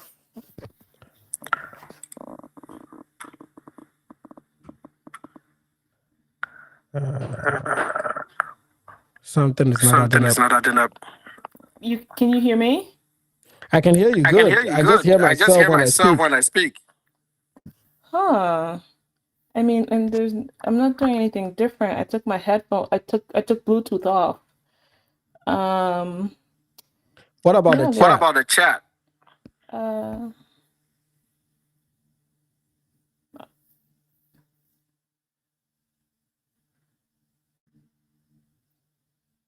oh, now I can't hear you at all. You can't? You can't? Oh, now I can. That's You're right. You're I right. can hear I can you. hear you. Um, Oh, you're delayed. I can hear your voice, but your mouth is.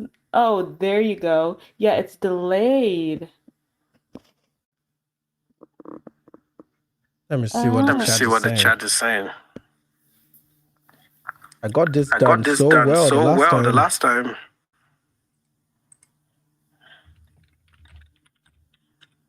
Okay. Okay.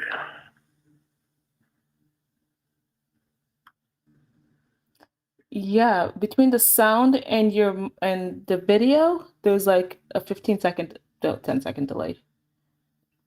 Okay. Okay. So they are So telling they are you to telling you mute to your mute your YouTube. YouTube.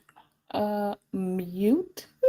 How, Your like YouTube, this? like, are you watching the YouTube video itself?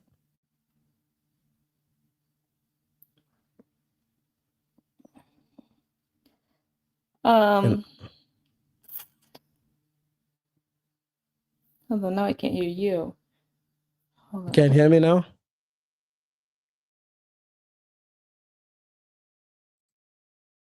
Okay, so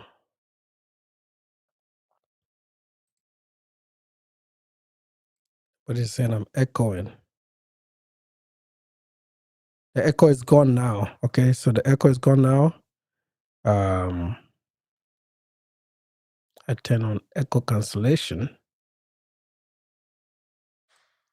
but I can't hear Jada unless she hasn't Unless said she hasn't anything. said anything. That's because I muted myself. Huh? Huh. I just unmuted myself, but I muted myself.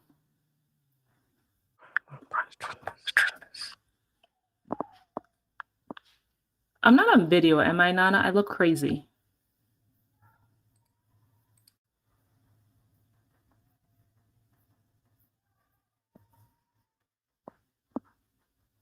Oh Okay. my gosh. Okay. Am I on video, Nana? No, you're not on No, video. you're not on video. Oh, thank God. Yeah, you're not on Yeah, you're not video. on video. I'm just hearing I'm just hearing myself. myself. Let Like, me what mute it the- again. what Let me mute myself again.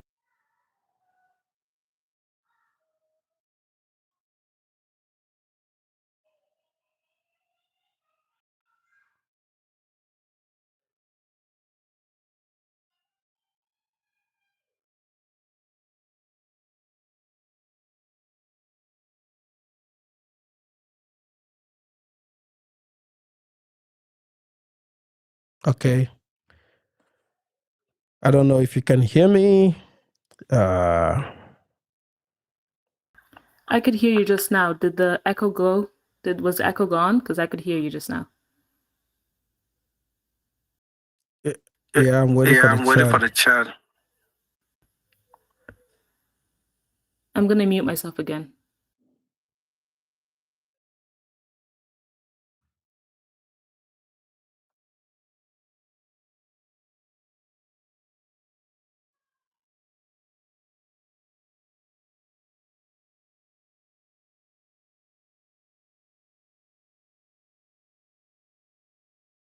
Okay. So echo is still there whenever you come on. I may have to figure this out offline. I'll figure this out offline.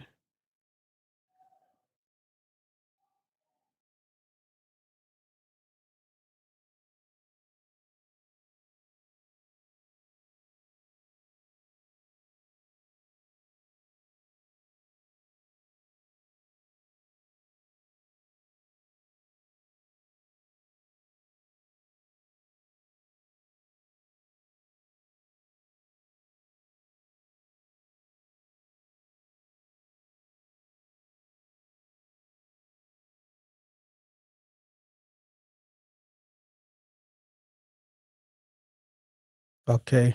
Let me figure out this. Maybe, let's see. It may be me. Let me open this up. And that's off. Oh, that's why. Let's see.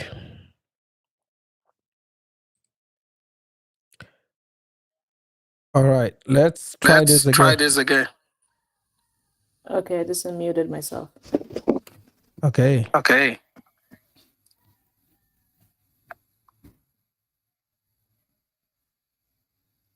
Okay, so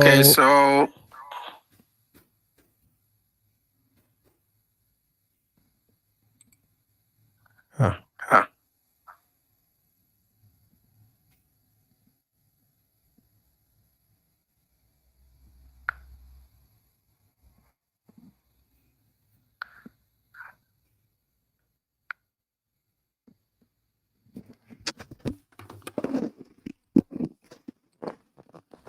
Can you hear me? Yeah, I can hear you. I wonder if the video has anything to do with it. Okay, yes, speaking.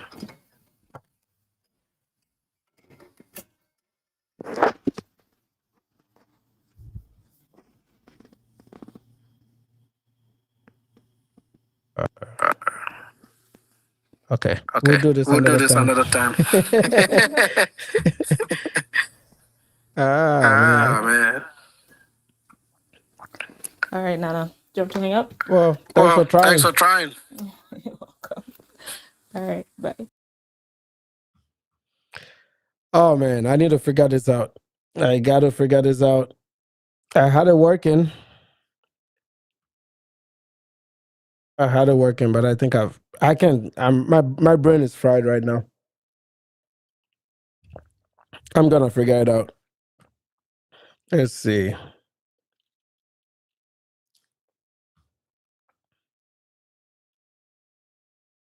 Let me go back to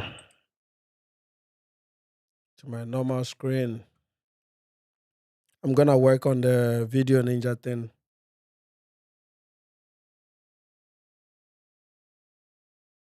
Oh, you think it's echoing because I was playing YouTube in my screen? Oh, you mean Jada was playing YouTube in the screen? Could be.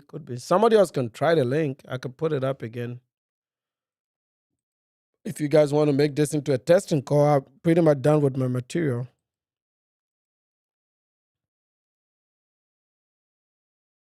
You can problem troubleshoot on the fly. Let's see. Look up some stuff. Video Ninja Echo.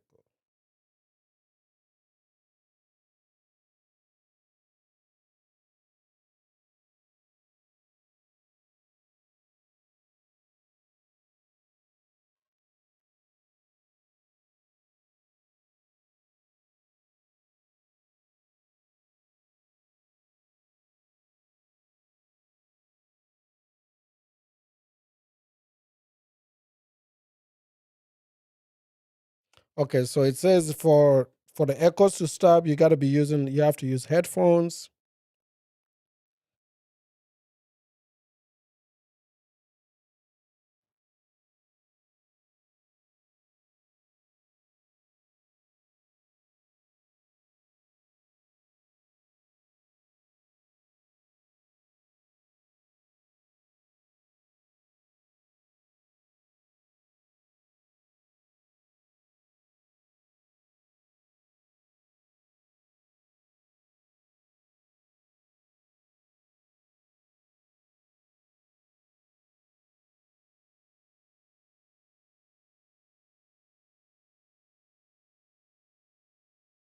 If anybody wants to join, let me know. We can try this one more time. I'm gonna disable Pro Audio. And copy link. I made some changes to the link. So this is a new link. And then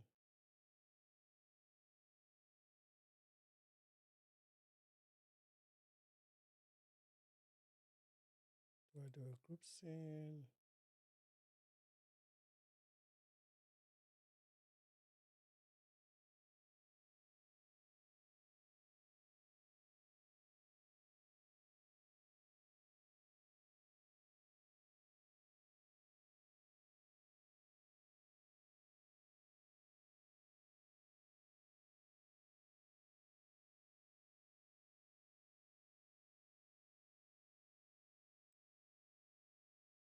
Okay.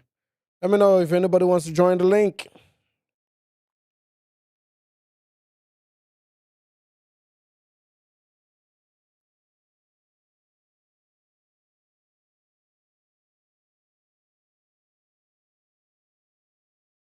I got it up.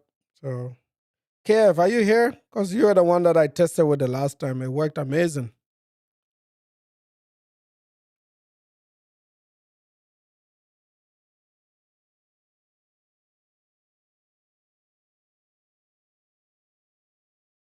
I don't see anybody in the back, but if anyone is interested, you can hit the link.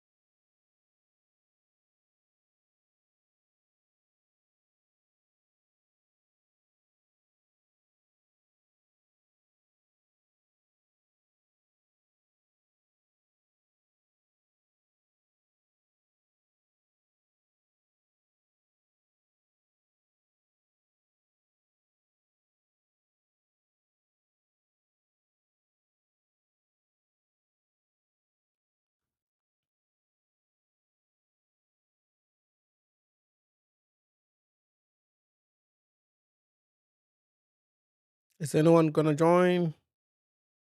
It doesn't matter. It doesn't have to be on topic. I just want to make sure we get this figured out, because without this, we got no guest.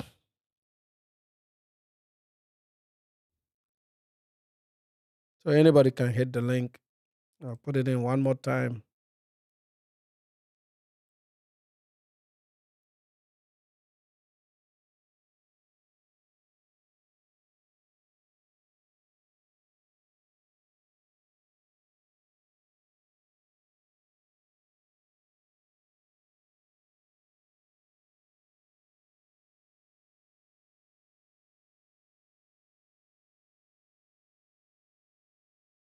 Okay, I got.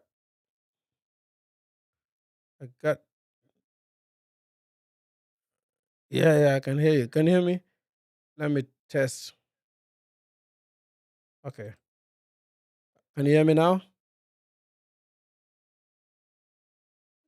You can? You can hear me, right? Okay, let me go to. You want to be on camera or you want to be off? Okay, you can turn off your camera. Okay, let me see. I can do it for you. There you go. All right. There we go. I'm gonna put you in and then we'll fix it.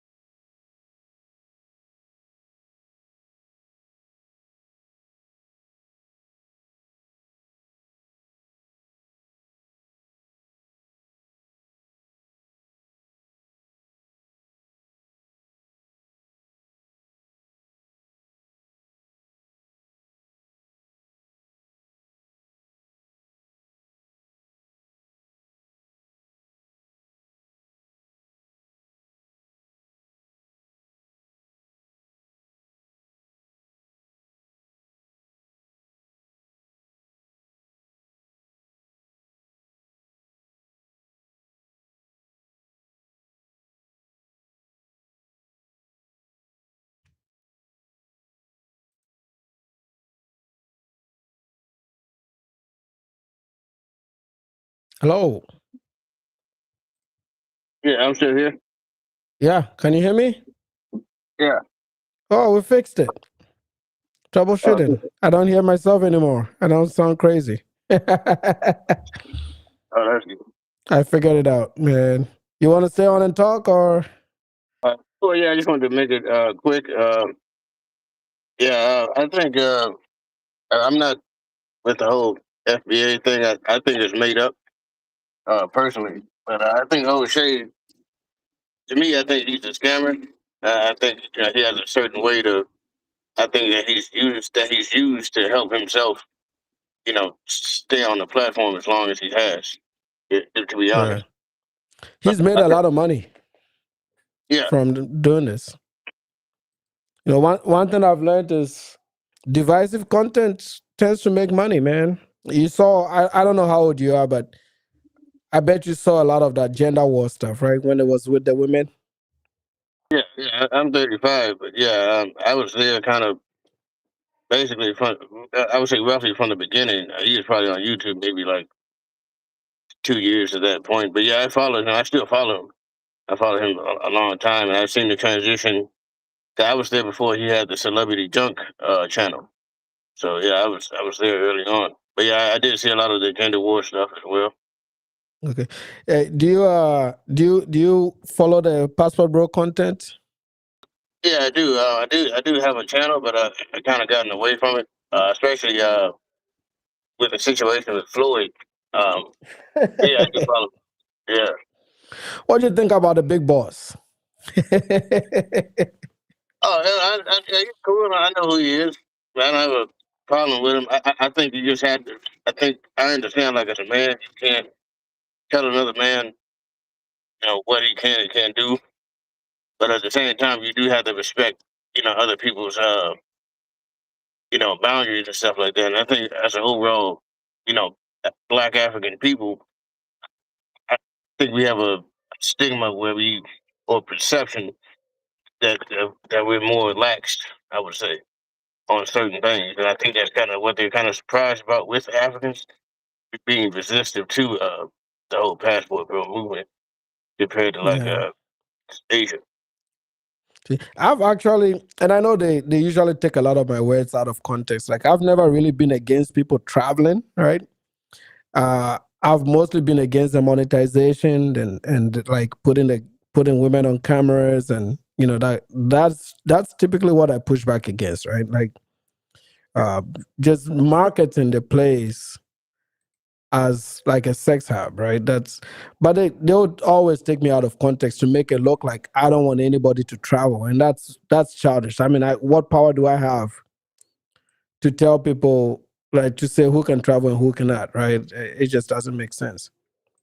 Right, right, exactly. Yeah, I think I agree. I do think as African American, from watching the whole space until Floyd and Jay Rello and everything, I would say, yeah, I would say like us black men in general, we we don't move the same way as white men move. So they biggest excuse was like, hey, well, white men do the same thing. Right, okay, but there's a way that they do it, and Yeah, they don't put it out there. You don't. I mean, a few of them do, like Casey Redbeard. Is he white? I don't even know if he's white, right? right. But at the same time, like if you go to like Thailand, right, and you're there for like 3 weeks, right? You go to the red light district. They're not there in the red light district the entire 3 weeks or a month. They're there a little bit and they just enjoying the rest of the country. They go there and they're near either at the red light district or near there. The whole time not really exploring the country. And I've seen a lot of white, content creators that actually do interviews with people. They're talking to people that way. And that's how it's more organic in that way, in that sense. But at the same time, you can't just go to another country and just hit up the same spots like malls and anybody can go to a mall in the states. It's just a mall, you know. Like explore the country, go to like a Buddhist temple or something like that, or go to downtown, check out different venues or whatever events going on, things like that. They're kind of limited in that regard. A lot, mostly because they don't have any money. I would say, you know, Yeah. yeah, Do that's you, that's where it's coming from. Do you and it looks like I just seen Jirello finally was able to raise the money. But do you think there's gonna be a point in time where this funding will end? Because it feels like the funding is what brings up the problems too, right? Yeah, I would say so. Yeah, yeah. I mean, to be honest with you, it probably he's lasted a long time. He's probably like, even though he's not the best YouTuber, he's probably the most successful at getting the fundraisers. So I think eventually it'll probably dry up. I know the Kenya situation that really did hurt him financially, and I think he's trying to more or less build that up. But the fact that he can still get money and travel, like I said, there's a lot of people that resonate with Jay Rella. You know, Jay Yeah. Rella he's almost 40. To be fair, people just want to see him crash out. They don't really care, but there's a portion that resonates with them because hey, these guys are like some of these guys are 45, 50. They were Jay Rella's age. They just got it together around Jay Rella's age. He's like 36, 37, 35. He's just now getting that together. So a lot of those guys Yeah. resonate. I mean, That's at the that thing. age to live with your parents, man, I'm like, damn. Yeah, yeah, Yeah. yeah. Yeah, it does resonate with a lot of different types of people, a lot of black people, especially black men. It's not all of us, but it's normal. It's understandable with the different dynamics and things like that. Like I said, you put yourself in a bad situation. You know, he went to prison. You know, he dealt with that, and now he's left to pick up the pieces. A lot of us just going through the motions had already lived through that, so that still resonates with a lot of us and a lot of people in general. You know, it's not ideal to other people, but that aspect does resonate. But eventually, I think it will. If he does another situation like in Kenya, the first time he does something like that, then it's going to dry up. But like I said, I was watching that time. It did happen. It did have an effect. You know, but right now, I think he's just trying to build it up. He does have different platforms too. So Yeah, he's J Rolo is but anyway, yeah, like for me, I typically don't mind whatever they do outside of Africa. Like I mean, I don't mock them when they mess up in Colombia or Latin America or wherever they go, right? I'll do yeah, it just for the content, but I won't be upset that they went there, right? I only talk about it when it's Africa. As soon as it's Africa, then and usually even with Africa, I usually with Africa, like for me, I don't know, like it's usually East Africa and Western Africa. Not so much Southern Africa because I think South Africa has become a lot more liberalized. So no, nothing yeah, I say will change what goes on over there, right? I don't think they're too conservative like the rest of Africa is, yeah. which is why. I think I would say so. That's why I disagree with a lot with certain things for those shade. Like my thing is like you're in Kenya or Uganda, but you don't speak Swahili. I'm not saying Swahili is not an easy language, but it's one of the more popular, well-known Right. languages. So you're there for 5, 6 years while you're not learning the language. I mean, he had that situation with Agaba. I saw the interview you had with him where he did the live stream. He's talking about Agaba screwed him out this money. I think he really just screwed himself out the money. He just paid too much, overpaid. But you want to talk about Diageo, which is a European alcohol company. You want a brand deal from them, but you do the live stream and you're cursing on the video. Hey, they see that. They see that the local business people in Uganda and Kenya see that. Oh, hey, oh, okay, I see that happen. Hey, that's good. Why we don't do business with this person? Oh, he's been there for 5, 6 years. He don't speak Swahili. You don't think they pay attention to that? You don't think that Diageo sent people that either knows the language or to learn the language of Swahili and do business in Uganda and Kenya? Yeah, that's how this thing works. And when you sit back and look at it objectively, it doesn't make he's not really like you said before. You said it before. He's not really a businessman. He's just a glorified YouTube. And Yeah. I think that's why he has so much of a issue with the 19 Keys guy. To be fair, 19 Keys, I do agree he is a scammer. But the fact that he got more weight and more respect from other Africans, and also to do business stuff, because he came there as a human being, came there as a person, he wanted to learn the people, the culture, the customs, and bridge the gap and see those similarities. Despite my opinion, thinking that he is a scammer, the fact that he was more embraced by the Africans in comparison to someone like O'Shea, like we don't really see him going around Uganda or whatever. I mean, he's probably just tricking all day.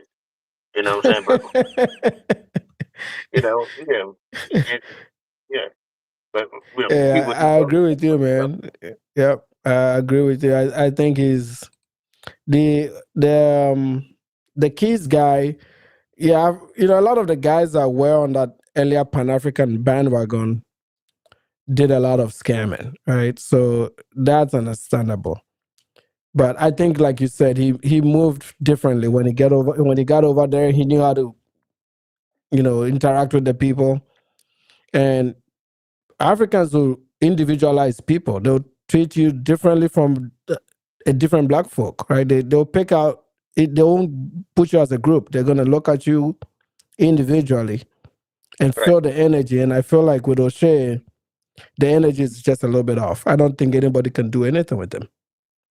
Yeah, I agree. Me too. Yeah, he's not a businessman, at all. He's just like I said earlier, a glorified YouTuber. Like I said, like I don't know what language you speak, but if I'm in your native country, for more than a year, yeah, best believe I'm going to try to learn the language. Learn something, yeah. I mean, Yeah, you don't have to be perfect, but at least enough to communicate. yeah. You claim to be a Pan African. You want to learn the language. I mean, me myself, I'm Fulani descent of Nigeria. I'm trying to learn the language. It's just that simple. But I'm not going to sit there and be there for 5 years and not do that. Like business people see those little things, and it makes and the locals will respect. Hey, okay, well these people are white business people from Britain. They're learning Swahili, or they may know it. They can respect that better than someone who looks like them, as far as a black African person who came from America and he's been there 5, 6 years, had to learn the language. Like, people aren't stupid, and I think he plays into people's intelligence in that way. I think that's what rubs people the wrong way, I would say. And I did look up. There is a difference between medical school and nursing school. There is a difference. I don't think he necessarily went to medical school. I did find a report where he did sue the Louisiana State Board of Nursing Oh, the down in. dad. The dad was a nurse. Well, he was right, but he was to himself. Yeah. Yeah, the dad was a nurse in I think it was in San Francisco, and he tried to go to Louisiana. He tried to in Sacramento. He tried to go to Louisiana. I saw the court papers. So he tried to go to Louisiana. So he had to redo his licensing, right? Right. He had some problems doing that licensing Okay. because he didn't declare that he had committed crimes. I think you said you've seen that paper, so you probably saw the same thing that I've seen. Yeah, that's what I'm talking about. Yeah, but Yeah. He didn't declare it, so they found out that he had a long rap sheet. Then I also found another court document out of LA this time where they both had restraining orders on each other, the mom and the dad. So he grew up in a pretty rough, like it was pretty rough how he grew up. right. Yeah. Right. Yeah, okay. That makes sense. Yeah, I do agree, but at the same time, I'm not like knocking the guy, but I don't think he necessarily went to medical school. The reason why I thought it was him because he didn't really explicitly say it was his father. It sounded more like something a younger man would do. Strangulation of a female. That was in the report. Taking the Yeah. woman from her and then fleeing the scene from the police, resisting police. Okay, when you lose your license, because like I said, I graduated in 2009. That court case is around 2010, so that happened some point early in my high school career when that happened. So that made me think it was him. He left and went to Louisiana. I knew he had the roots in Louisiana, but it Yeah. sounded more like a younger man doing that because I'm like, your father, he would probably be like, in his 50s, going to his 60s. This sounds more like a younger man sort of situation. So that's why I was thinking it was him. Then of course his Yeah. father situation where he killed that guy in 1971 with a friend of his, a bar owner. You know, and that was the whole thing. That's a news article I saw from a guy named Tahaka Bay. He's a YouTuber. So I was able to read that article as well. But like I said, he's not a bad person. I just think that he's not really for the people as he claims he is. I think he's just trying to grift, and it's a lot of barbershop talk. And he's not really that critical of a thinker, you know. But he had the Austin Holloman guy on there. He's talking about Idi Amin Dada, how he kicked out all the Indians and all that sort of stuff. Okay, cool. But Thomas Sowell, who's a economist, a well-known Black American economist. Yep. And also, I actually have a lot of ideological things in common with Thomas Sowell. Yeah, exactly. And then he says, hey, okay, well, yeah, he kicked out the Indians. They went to Britain 30 years later. They're back in business as if they never lost anything. But they kicked them out, but you left the businesses there in Uganda. And 30 years later, at that point, those businesses all dysfunction because, well, you don't have the knowledge to run a business and things like that. It's not a lack, it's not they're not able to. It's just the corruption and things like that. So that situation was debunked. But my thing is, you praise him for kicking out the Indians, but the man was a dictator. He killed his fellow people in Uganda. So there's that. So that says a lot to me about O'Shea personally. And then about Pan Africanism, he mentioned about how that's tied to Pan Slavism and Pan Germanism.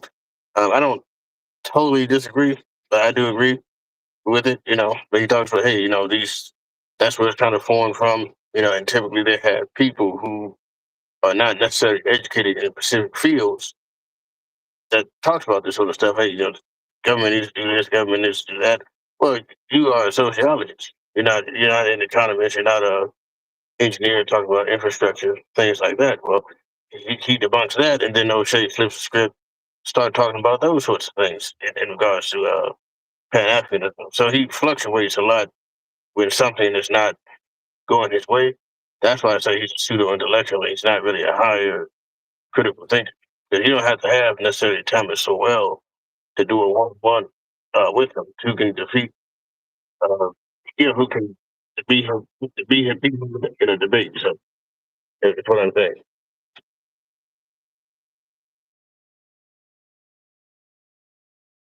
I have Z here. Give me 1 second. Yeah, give me 1 second. I'll bring you in. 1 second. Let me clean up your audio a little bit.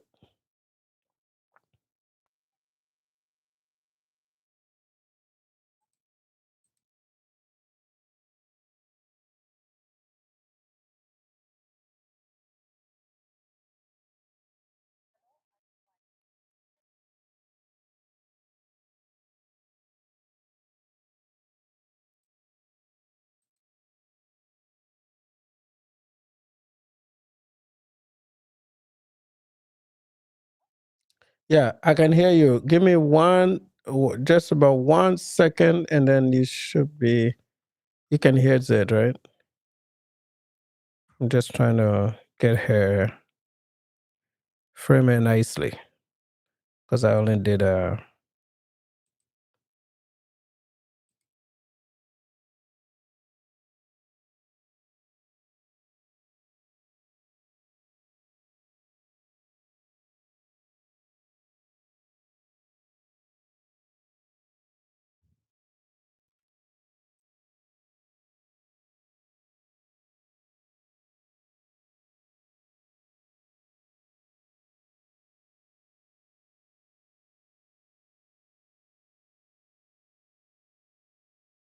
I can hear some background noise.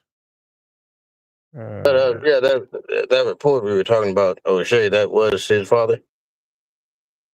Yeah, that was his father. He went to med school in Poland, which everybody can go to. It's not, you just have to have a high school diploma to go over there.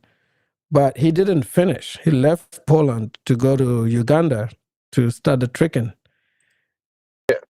Well, he's not a medical doctor. He just went to medical No, school. it's not. He just went to medical school. Yeah, it's not a doctor. Oshay cannot be a doctor.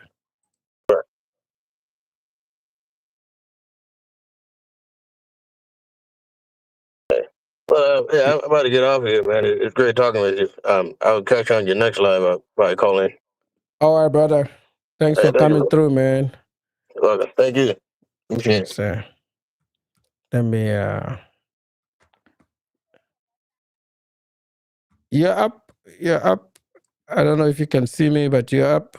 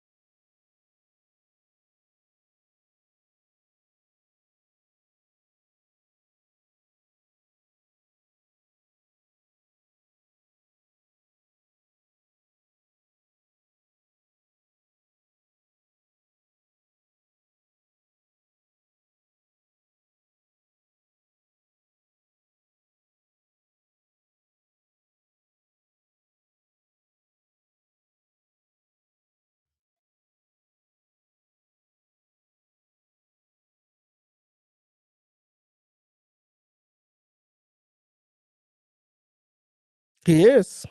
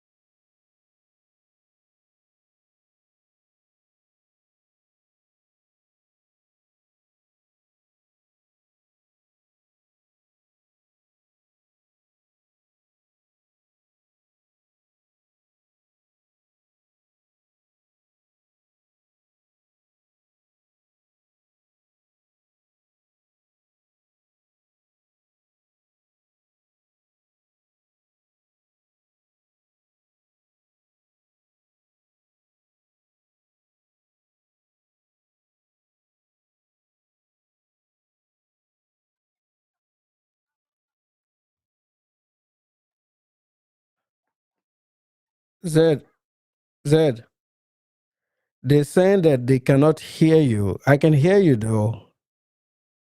Wait, KF, can you guys hear me? I can hear you very well. Okay, wait. Let me see. Are you okay? Okay, so me they can, but okay. Let's say one or two things. Let me see if I can get your audio feed in.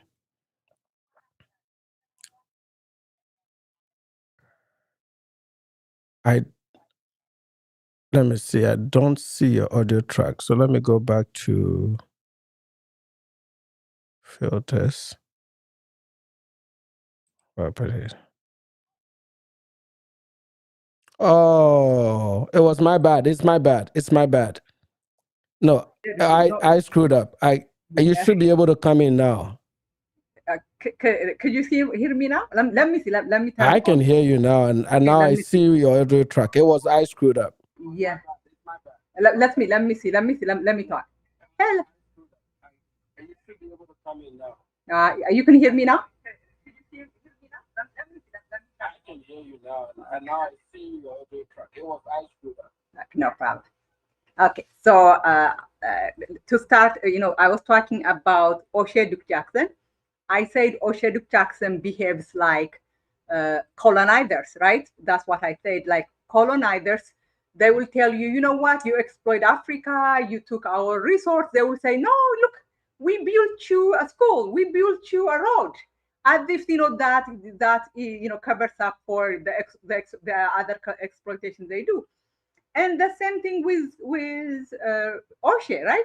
Whenever you criticize him, instead of saying, instead of responding to the criticism, he doesn't criticize. When Africans criticize him, instead of responding to the criticism, what does he say? Well, I'm helping Africans. I hire 100 Africans. I have 2,000 businesses in Africa. He is using him helping Africa as a shield against criticism. What that tells you is he is not really helping Africa because he loves Africa. He is using that to exploit Africa. I have been calling him exploiters of Africa because of that. Because what he does is he uses the poverty of African. Remember, he's helping Africa because Africa is poor, not because he has money. Because really, I bet you he's not spending more than $10,000 a year. And if he was to do that, yeah, if he used to do that in Europe, that's like a 1 month. He cannot. He basically he is able to quote unquote help Africa because Africa is poor. So he uses that right as a shield. Right. I was telling you, when I was muted, I was telling you that he made a video against me. The video, the whole thing. When did he make the video? Is it recent? He made it like 2 years ago because I had I posted a comment under one of his Kenganda videos. It's not even like under the. I was responding to someone. Someone said something like Oshay doesn't support interracial marriage, something, and I said no. Oshay doesn't support interracial marriage for Black women, but when it is Black men, he's okay. That's all I said. That's true because he went to Brazil himself. He went to Poland. He talks to all the brothers in Colombia, right? He is the #1 supporter of Passport Bros. He is their spokesperson. He is their media guy, and you cannot be supporter of Passport Bros. Most of whom, like 99% of that, whom go to date non-Black women. So he supports those, which means that the only time he is against interracial marriage is when Black women do it. I posted that message, right? He could say no, you are wrong. I actually do not support interracial marriage for either Black men or black men. That's what he could say, right? But he made a whole video telling me how he is supporting Africa in Africa, and I'm like, what does it have to do with the criticism I made? And that's what he does. He uses him helping Africa. I don't know. You remember, right? When I was on Razor, I didn't say anything about him helping Africa or anything. Whenever I criticize him, he brought up him helping Africa. So he is an exploiter. Yeah, he's a colonialist. I did a big video that all these guys have colonialist mindset, but they don't. whether they know it, they're doing it intentionally, or it's not intentional. But with Oshay, I think it's very intentional.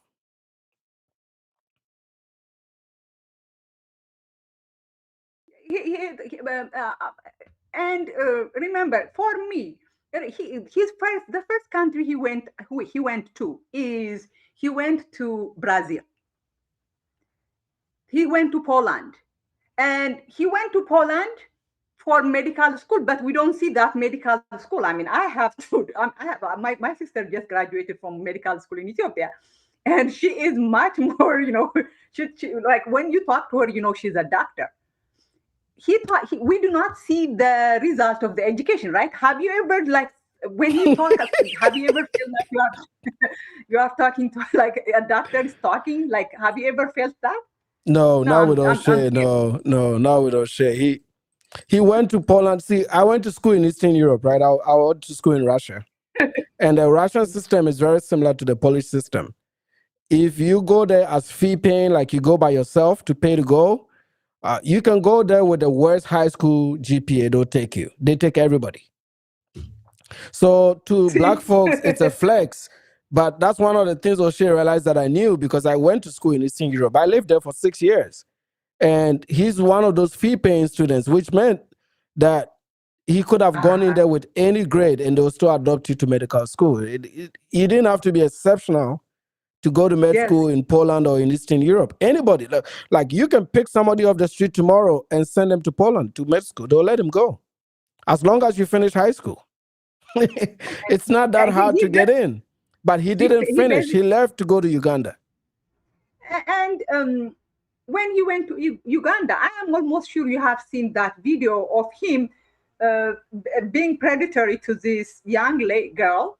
The way he was almost like a cattle, right? The way he was showing her off in the camera, it was so disgusting.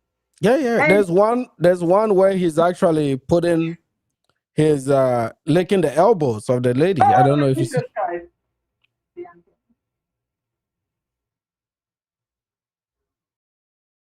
I'm telling you, that guy is absolutely disgusting. There is absolutely nothing about him that is pro-black or pro-Africa. He used. I'm sure I'm a feminist. I actually think he uses Africa, his quote-unquote love for Africa, to attack Black American women, which for me is something I do not want. I don't want Black African women to be used to attack my sisters in Black America. But that's not just it, right? He should not be supporting someone like Austin if he really loves Africa. Austin, you made a very good video, not video live, exposing the fact that he was trying to create a barber shop, right? Yeah, he was scamming, yeah. How are you going to support someone like that? Yeah, and when he did a live stream with him to help him to clean up his image. The same Austin that was scamming. So I'm truly happy that you are doing this, whatever you're doing. And if you want it to be more organized, we have so many people all over the world. You know what? We are in the West not to exploit Westerners. We are not in the West trying to exploit poor Westerners like the passport bros do in Africa.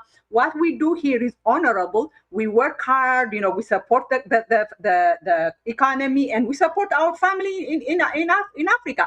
I actually think we being here and sending money support Africa more than he does whatever he does in Africa, right? Don't you think? 100%. I agree with you, 100%. But he minimizes what we do for our countries.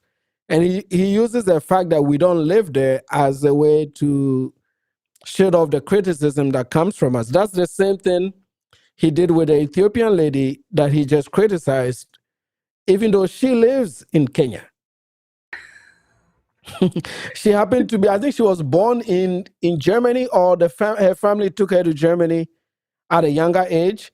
But I've been following her YouTube journey for a long time. She's been in Africa, I think, since COVID. So she's been there just as long as Oshay has been in Africa. But she's African and she's home, right? And still Oshay had a problem with the lady making a video that didn't even concern him. And that's what they do. They always pick on women. And when they did that in the US, they didn't get enough men to fight on behalf of the women. All the men turned against the women, right? They were all fighting the women. I don't know if you remember. They had this gender war nonsense going on for many years. So those boys are all passport bros now because they can't get any action with these women. And they're bringing that behavior to Africa, thinking that in Africa, they have this stereotype about us that we don't care about women and we're not going to fight.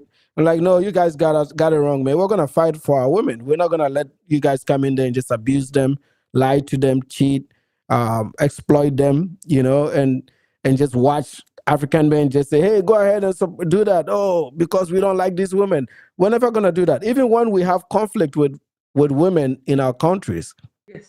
You don't see African men go on YouTube making videos, putting our women's dirty laundry on the internet. We don't do that.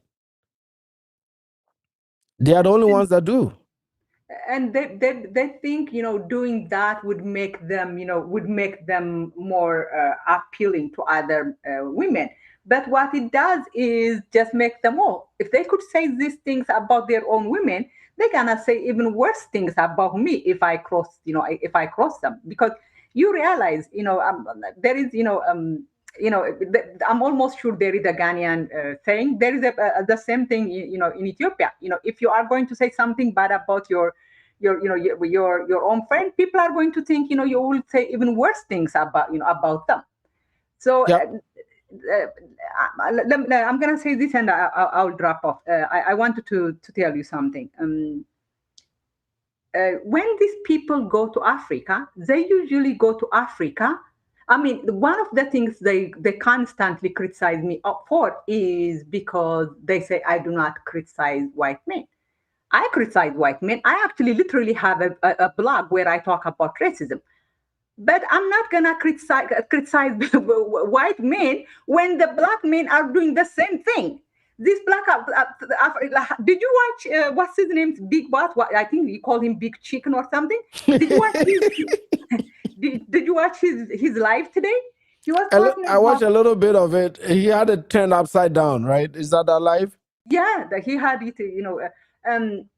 He was saying that he wants Kenyan women to be so poor so that he could exploit them. Really? Yes. Oh, we need to get him out of there. Yeah, why would I want that kind of person? Thank you so much, my dear. I truly appreciate you and continue doing what you are doing, okay? Thanks for coming through. I was telling Kev I was going to come on your channel because, like I said, I'd like to talk to Zed. So finally, I got to talk to you. Thanks for coming through. That was Zed, the amazing Zed, man. She was cooking Oshay the last time. I switch over to my main screen. Right here, this comment is saying, Sub-Saharan, salute to Sub-Saharan. Yo, Nana, some time down the line, I'm going to need you to have that interview with ATT so y'all can work out the differences. I believe it's much needed. Sure, I don't have anything against the brother, man. I have liberal friends, right? And what I learned, especially when I was in Illinois, which was really, really blue, one thing I learned to not take people for their ideology. Like I respect folks that have liberal mindsets or maybe they believe in a certain thing. I don't have any disagreements with them. And I'm not a Trumper. I think some people sometimes nowadays in America, people equate being conservative or being a libertarian to being a Republican or being a Trump supporter. Those are completely two different things, right? Because most Africans will lean conservative based on just society and upbringing. And for me, it's usually a lot more on the religious side of things. So there's some certain things that I don't fold on. And secondly, economics, right? I'm just a big advocate for free markets. I mean, I even want to write books about the free market system, right? That's how much I started with von Mises. I've talked about it, Human Action. And then von Mises also wrote a book on socialism that really had a profound influence on me. And then later on, I got a little bit of Thomas Sowell towards the end, a little bit of Thomas Sowell, because Thomas Sowell depended on a lot of the things that I believed in. It all stems from The Wealth of Nations written by Adam Smith. So that's where a lot of my economic philosophy comes from. Again, because I have a degree in economics, right? I did math in economics as an undergrad. So that was what I studied over my 4-year period as an undergrad. I really honed in on that, just the free market. You guys have probably heard me talk about this for 2 years on YouTube, right? How big an advocate I am for the free market system, which is probably why I criticize Traore today, even though I like a lot of things that Traore is doing. I just can't get around how you get there without the free market system. So I can look at Afro think tanks, liberal ideas, being a Democrat, and that's okay with me. I don't have any problems with him just because that's what he believes. Because no ideology is correct. Ideology is just what you believe. No ideology is correct. There's been some good Democratic presidents. There's been some horrible Republican presidents. There's been some good Republican presidents, right? And, I find that he's too much of an ideologue. I'm not an ideologue. I'm just a free market capitalist, right? So I don't even believe in political economics. Like, I'm not really into this politics, red versus blue, or American, the hell with all the liberals. Oh, no, I'm not that type of a person.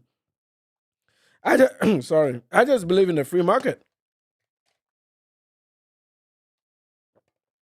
I believe in freedom and capitalism. That's it.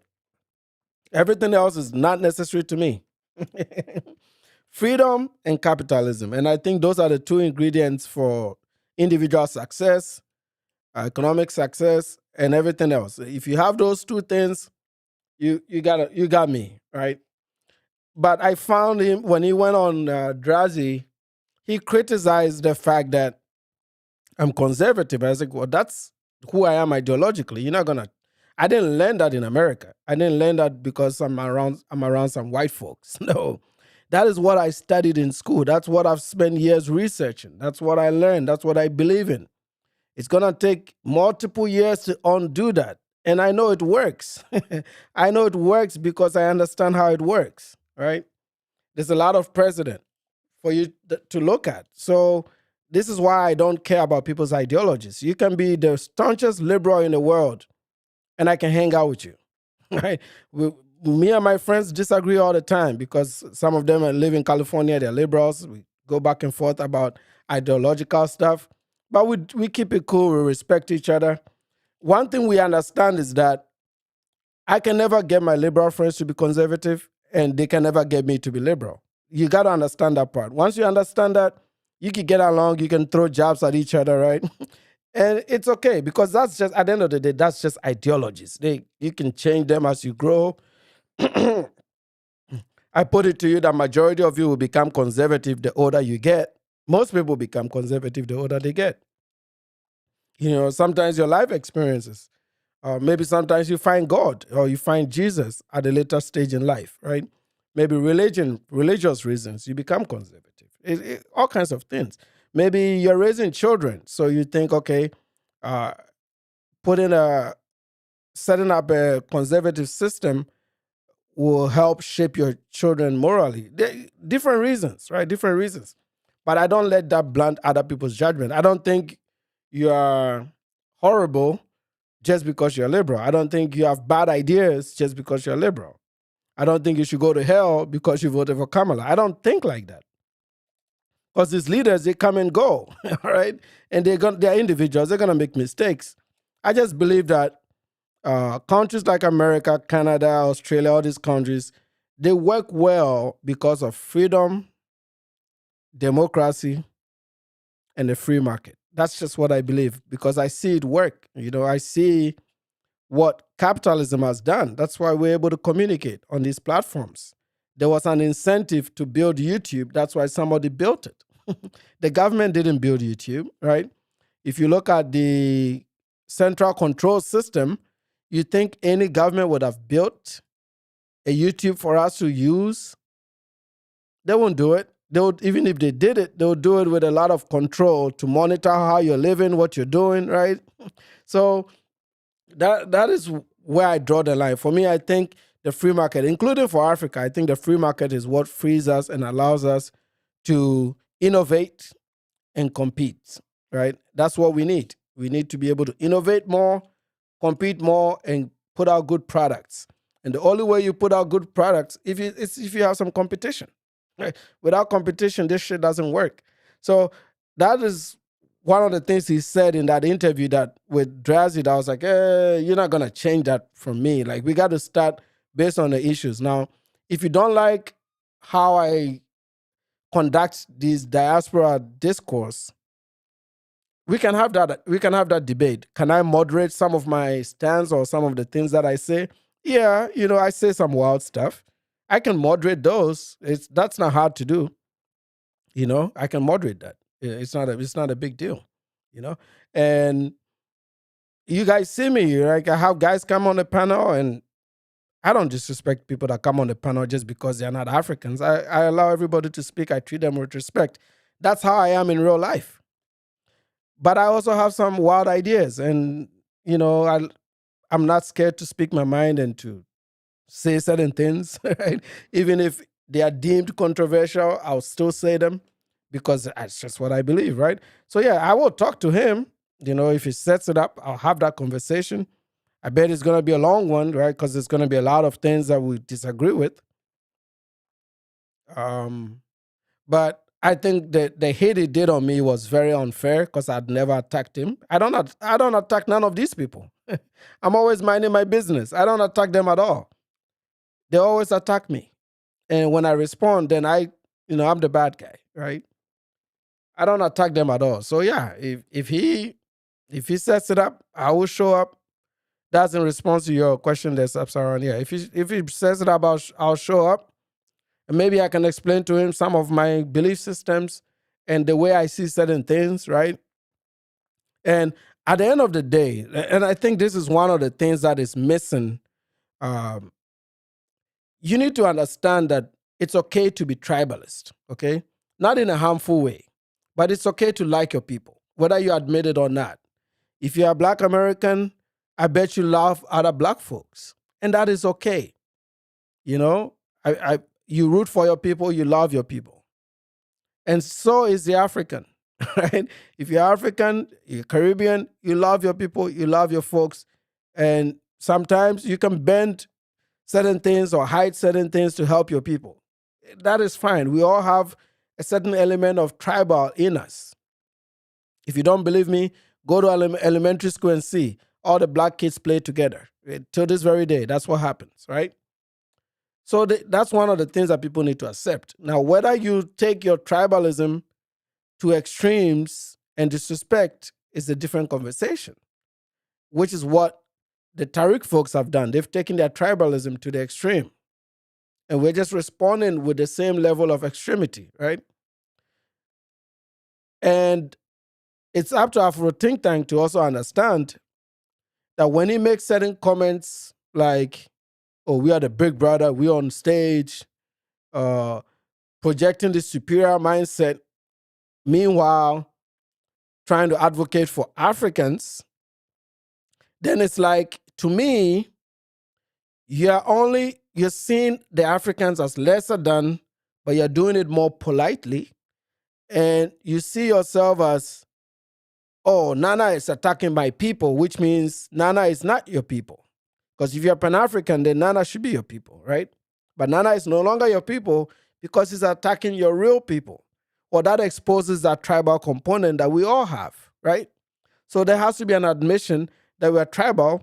And the only way we can have this discourse in a respectful way is if you give the Africans and the Caribbeans mutual respect. You have to see them right at your level for you to be able to have that discussion. Because like I would just look, dude, nothing was given to me, right? So I see that I've been able to do certain things and putting it out of work. I've, gone gone through the same white institutions that everybody freaks out about and competed at the highest level, then I'm looking at somebody on the other side just look down on me just because I'm African, not because of what I've said or what I've done or my track record. They're just doing it solely for the fact that I'm African and I'm supposed to be less than. And I have some ego issues because I'm like, is it me? Is it me? Because I know what I've done. So I'm like, is it me? I won't accept it. So it comes across as a little bit of arrogance. But that's what you're supposed to be. You're supposed to be arrogant. That's okay. Okay? If you've done the work, you have to be arrogant. If you're not arrogant, who's going to listen? Nobody will. You have to be arrogant. And that is one of the things that I think he needs to reckon with, that, hey, okay, if you're really open to have this discourse, you have to respect that the African is at parity with you. And whatever biases you have, keep that to yourself. But when you're trying to engage, you have to say, hey, we're dissing them, they are dissing us, it's all good. It is what it is. If we stop, they will stop. This is just a response to what you're doing to them. That is where the conversation should be. Not like, oh, this guy is what did he say? This is a Tariq Nasheed. How do you compare me to Tariq Nasheed? Have you seen me muting people that come on the panel just because they're not Africans? I don't do that. I have real good, decent conversations with black folks that always come on my panel. Even when it gets heated, I control the debates. I don't just let it roll off and make it disrespectful. No, we have conversations, right? We agree, we disagree on certain things. Now, when I make my own videos, that's that's a discussion for another day. But that's usually, again, in response to something. I'm a reactor. I'm just reacting to what is given to me, right? And sometimes it'll come out a little bit too hot. It is what it is. It'll come in a little bit. I'm going to wrap this up. Let me see. Let me take all your last comment. Big chicken. I'm going to see. Okay, Jada says ATT lost me when he said he was proud of the work he did overseas for the government. Yeah, you don't need ex-military black men in there. Yeah, that's the thing. It's like he criticizes me of having quote-unquote a white job. I don't even know what a white job is. Meanwhile, you go and fight for the biggest white job in the world, which is the U.S. military. Look at all the imperialism and all the countries that his military has affected globally, including Libya's Gaddafi, right? Good job, Barack Obama, right? There you go. Here's an example of a liberal making mistakes. Obama going to Africa and taking out Libya with Hillary. There you go, right? And Gaddafi was doing better things than Traore, right? Gaddafi was giving Africans money because he had the dough. Gaddafi had the dough. Traore doesn't have any money. Gaddafi doesn't have any money. So, but they took him out. They took him out.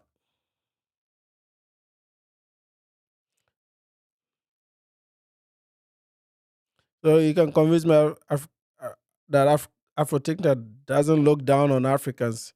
He wants us to be subservient. This is what I'm saying. That's what I'm saying. Like, these debates are not going to go anywhere because innately within them, when you grow up in the West, within you, innately, you have to go through some orientation to change your mindset. I see that in my own children. My children are Africans, born to a Ghanaian dad and a Zambian mom. When they go to Zambia or Ghana on holiday, you can see from their interactions with their cousins and their friends at home, they kind of start to project a little bit of superiority over their friends. But because we've already noticed that, earlier on, right now, this is 4-year-old boy at the time doing that. Between 4 years to 9 years old, we've constantly changed his mindset. Told him, hey, you're the same people. You're just living here because your parents are on holiday here. Like we put that in his mind. Oh, like the things he doesn't like. Oh, I don't like the pizza here. Like we're constantly training his mind to see his African cousins as equal, even if they have less. These guys have to go through that. That's not something you go through overnight. It's not something you go through by going to Nigeria and building a house there. This is something that you slowly work through to build that mindset, that these are your people and it's okay. I did the same thing in Colombia. I was much wealthier than my Afro-Colombian friends, but I never project that financial power over them. I always went into the roughest spots that I would go to. I ate in some of the most inhumane places that they would eat at. I was like, if it's good for you, it's good for me. That's what I always said. You find me in the most, one of the times I went to visit one of my friends in a barrio called Olaya, which is like the most dangerous barrio in all of Cartagena.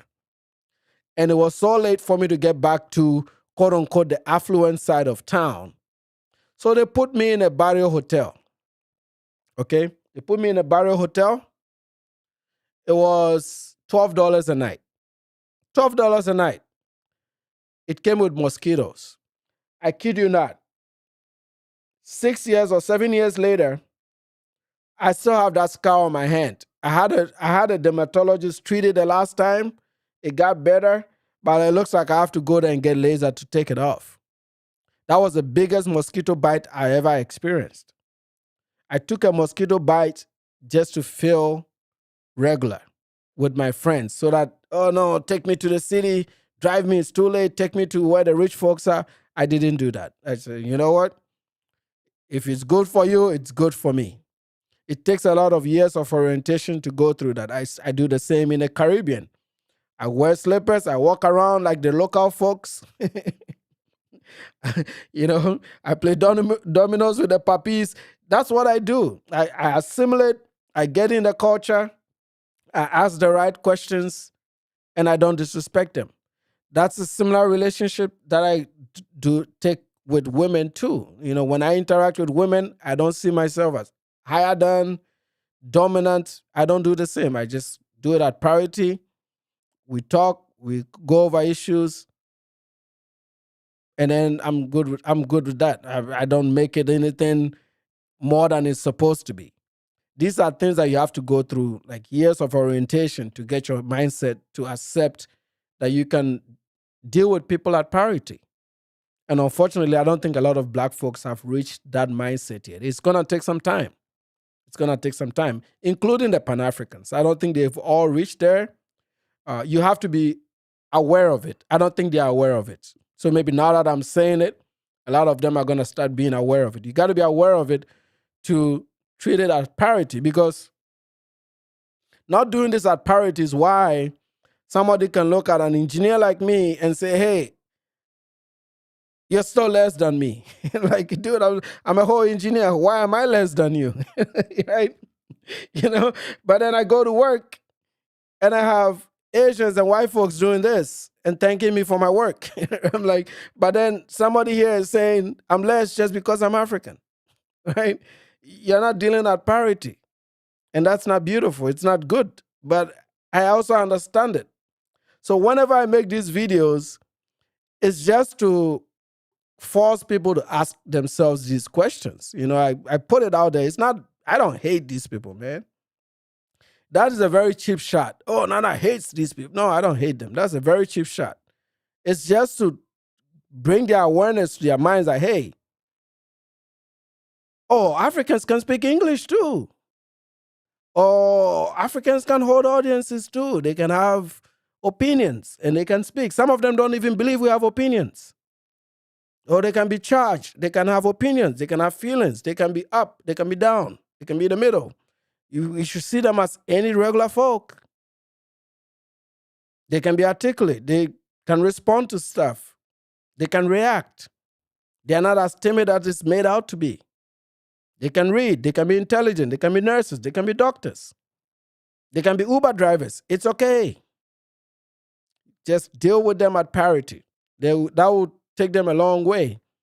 All this Tariq stuff is only due to the fact that people don't understand what goes on in African society, the things, how regular African folks live. They don't know a lot about us, right? And they haven't taken out the time and opportunity to know. But if they do know, they will find a lot of positives in today's Africans, a lot of positives. Not the, how it's made out to be. You saw even in the Big Boss's video, walking around Nairobi, nobody was hostile to him in Nairobi at the coffee shop. The servers were very polite. They say please in Africa. People say good morning in Africa. Till this very day, people say good morning in Africa. People say please. People say thank you. People wave at you. They smile at you. They don't care if you're black from the U.S. Actually, sometimes you get extra perks for being black from the U.S. The only thing we're pushing back against is this stupid degenerates, the J-Rellos and the fools that have gone out there and showing the worst of their society to the Africans. That's the only part. But I don't mind a regular guy buying a ticket and going there on some ancestral expedition. What do I care? How does that affect me? It doesn't affect me. It's your money. Go spend your money. It's like me getting mad at a Ghanaian going to Jamaica or to Montego Bay to have a good time. Jamaicans are not going to be mad at it. They're going there to spend your money.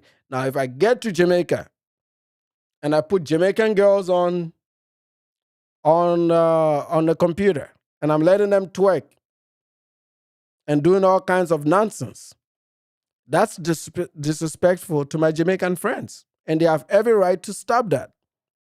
So yes, when these people come to us with bullshit, we'll meet them with bullshit. It is what it is, man. You come with bullshit, we meet you with bullshit. You don't want that, act right. So I'm going to wrap this up by saying this. Ugandans, if Oshay Duke Jackson has ever offended you and you don't like him, I want to work with you. Reach out to me. We can work together. If the big boss, if you come across the big boss, we don't care that he went to the U.S. Embassy.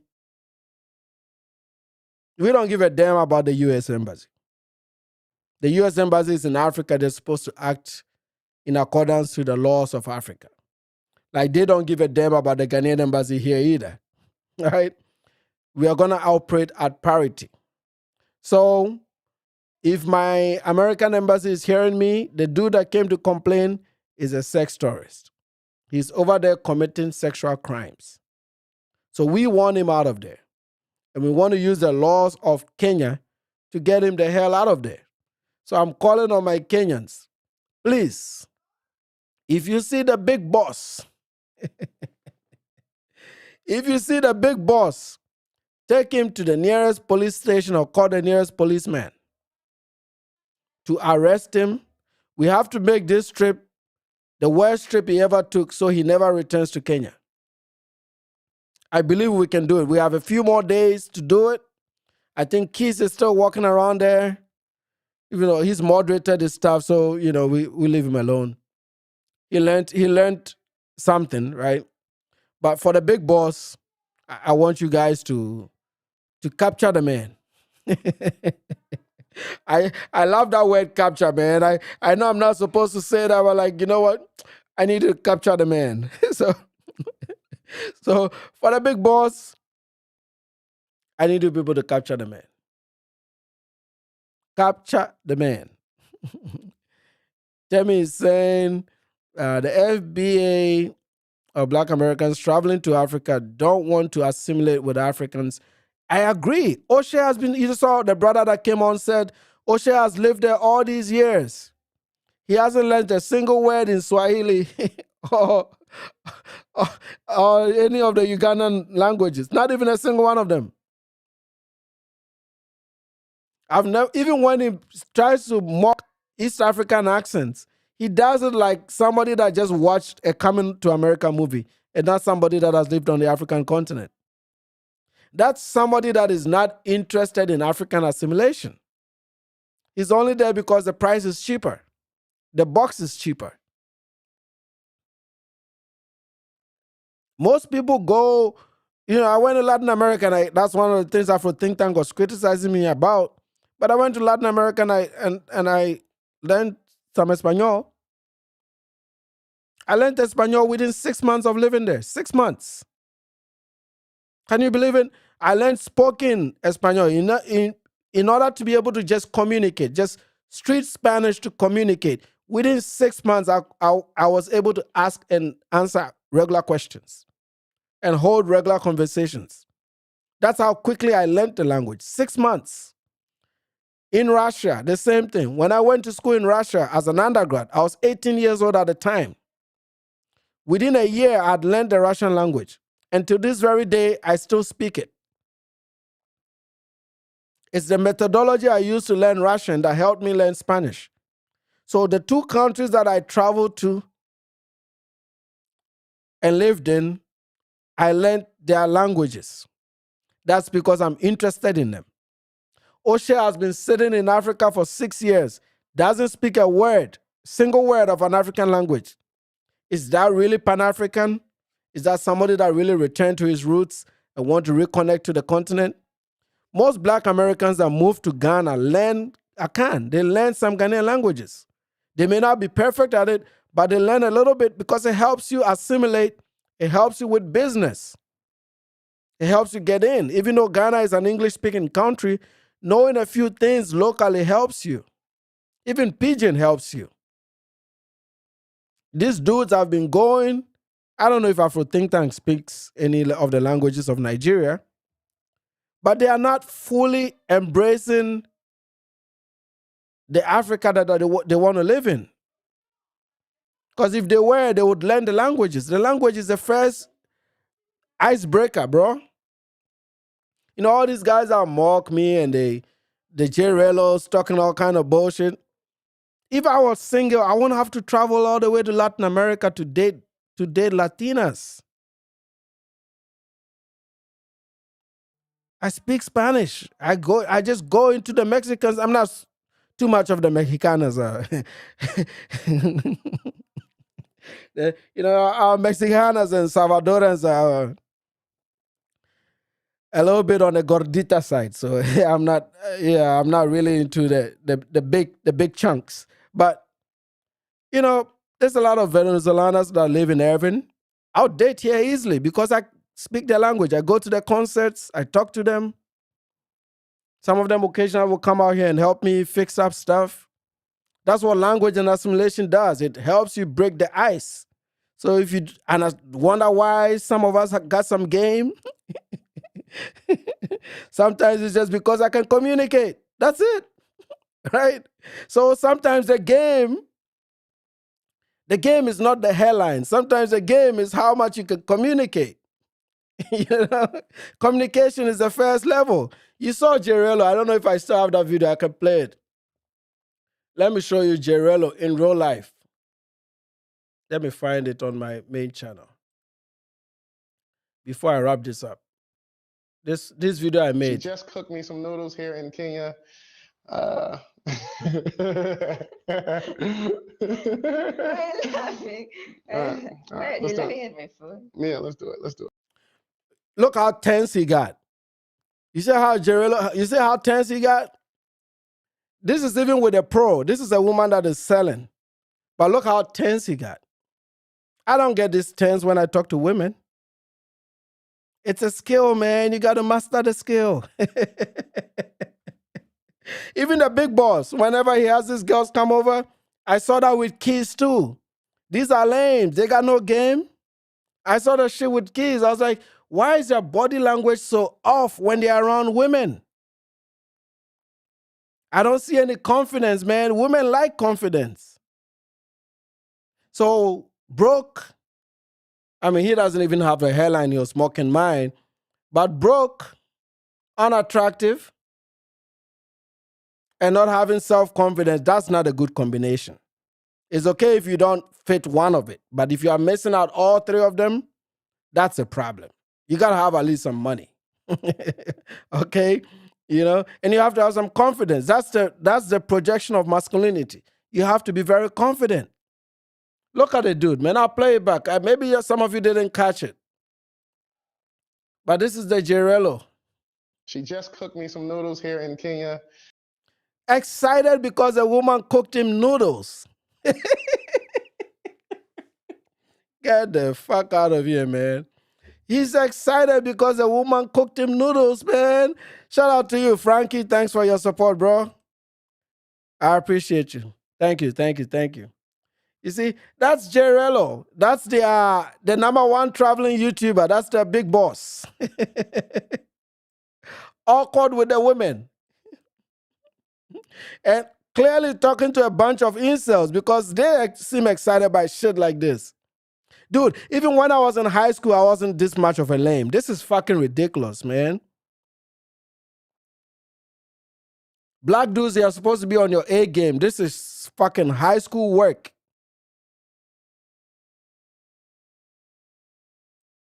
I see why they struggle.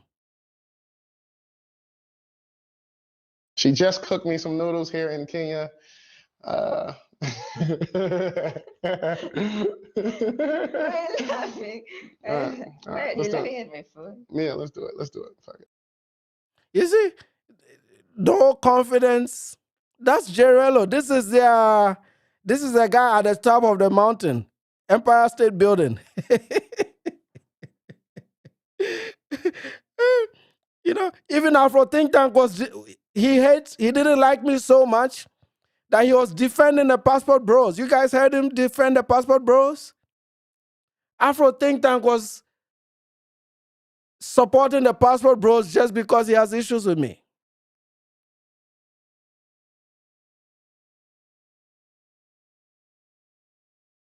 So no Pidgin and no Yoruba. So at least speak, at least speak Pidgin. I can speak a great deal of Niger Pidgin, and I can speak the Ghanaian one too. I can speak a great deal of Niger Pidgin and Ghanaian Pidgin. I don't tally that into my languages, but yeah, sometimes some Ghanaians will hear me like, are you Nigerian? No. I speak and well now. So and that's very close to English. So why have you not even learned that? In Nigeria, at least you can get around with Pidgin. They are not interested. That's all that I'm saying. They are not interested. They are not interested. If they saw the Africans as parody, if they saw a beauty in being African, if they are really into Pan-Africanism, because I've seen Jamaicans go to Ghana and learn the Ghanaian language, these people will have at least given it a shot, given it some effort. They are not doing that. Some of them that have done this, they've done it just to make some money.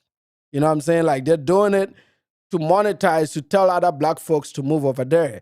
But they're not really, really into being African like that. That's why they're not making the effort to learn. And they can make an argument for some of us too when we move to the US. We're also not in and around the black community like that. But we didn't move here for that purpose. We're only here to make some money. Okay? I guarantee you, if there's a whole lot of money in the hood, a lot of us will be over there. It's just that we came to a situation where that's not where the money is. And that includes them. When they make money, they don't go there either, right? So that's not something they can put on us. And that's the talking point you hear all the time. But if we keep this at a very pragmatic level, most of them have moved to Africa to reconnect with their ancestors and their roots. So if that is your purpose of travel to Africa, I think it is in your best interest to at least learn Swahili, which is kind of the most adopted language in East Africa. Learn Swahili. It'll take you a long way. Oshay is not out there learning any languages.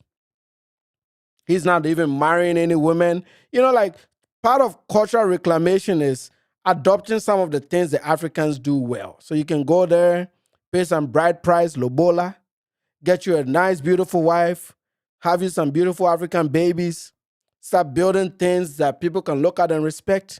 There is nothing to respect about Oshay Duke Jackson. He's like a boy.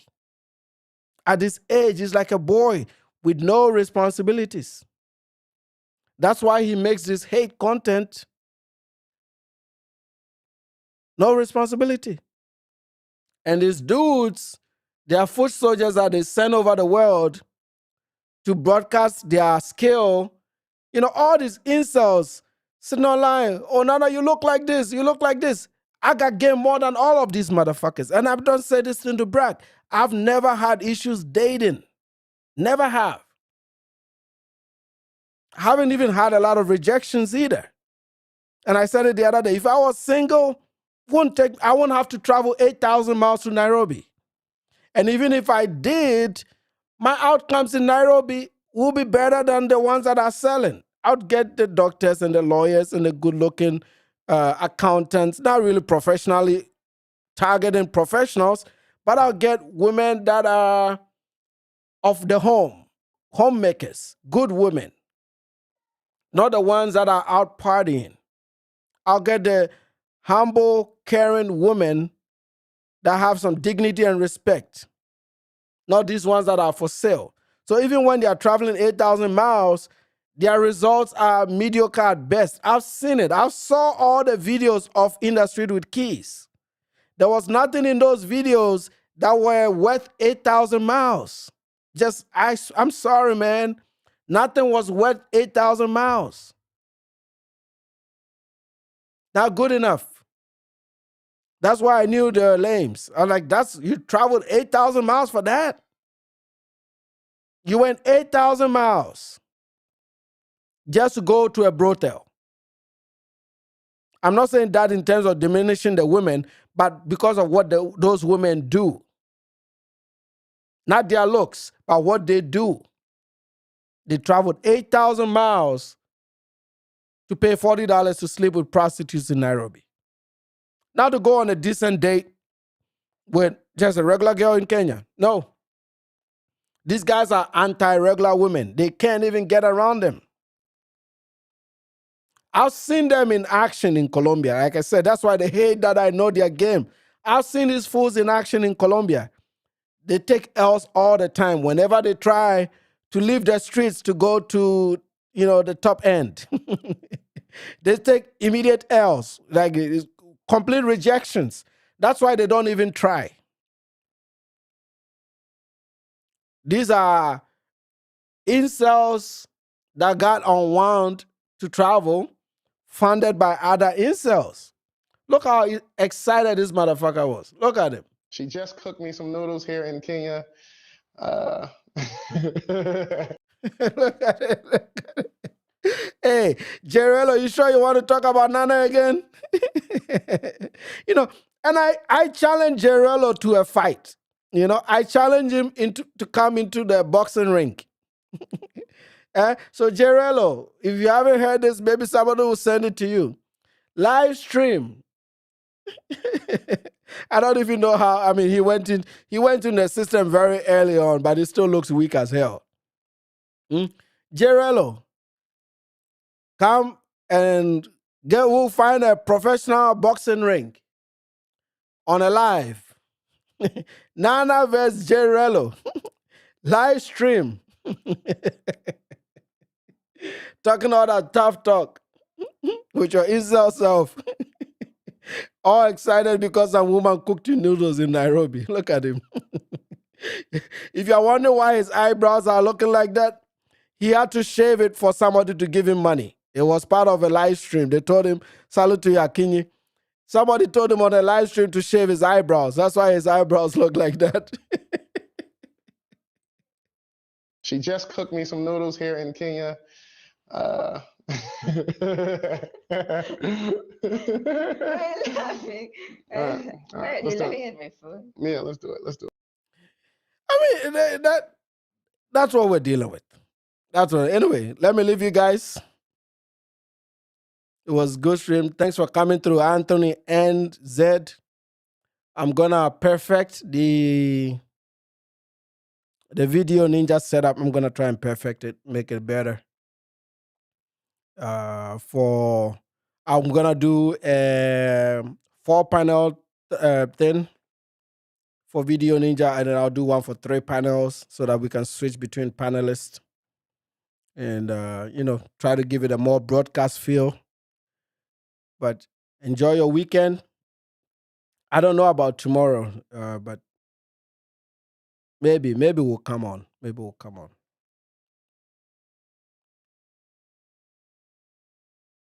And on that note, y'all have a great evening wherever you are. Salute to you. Espresso just came in.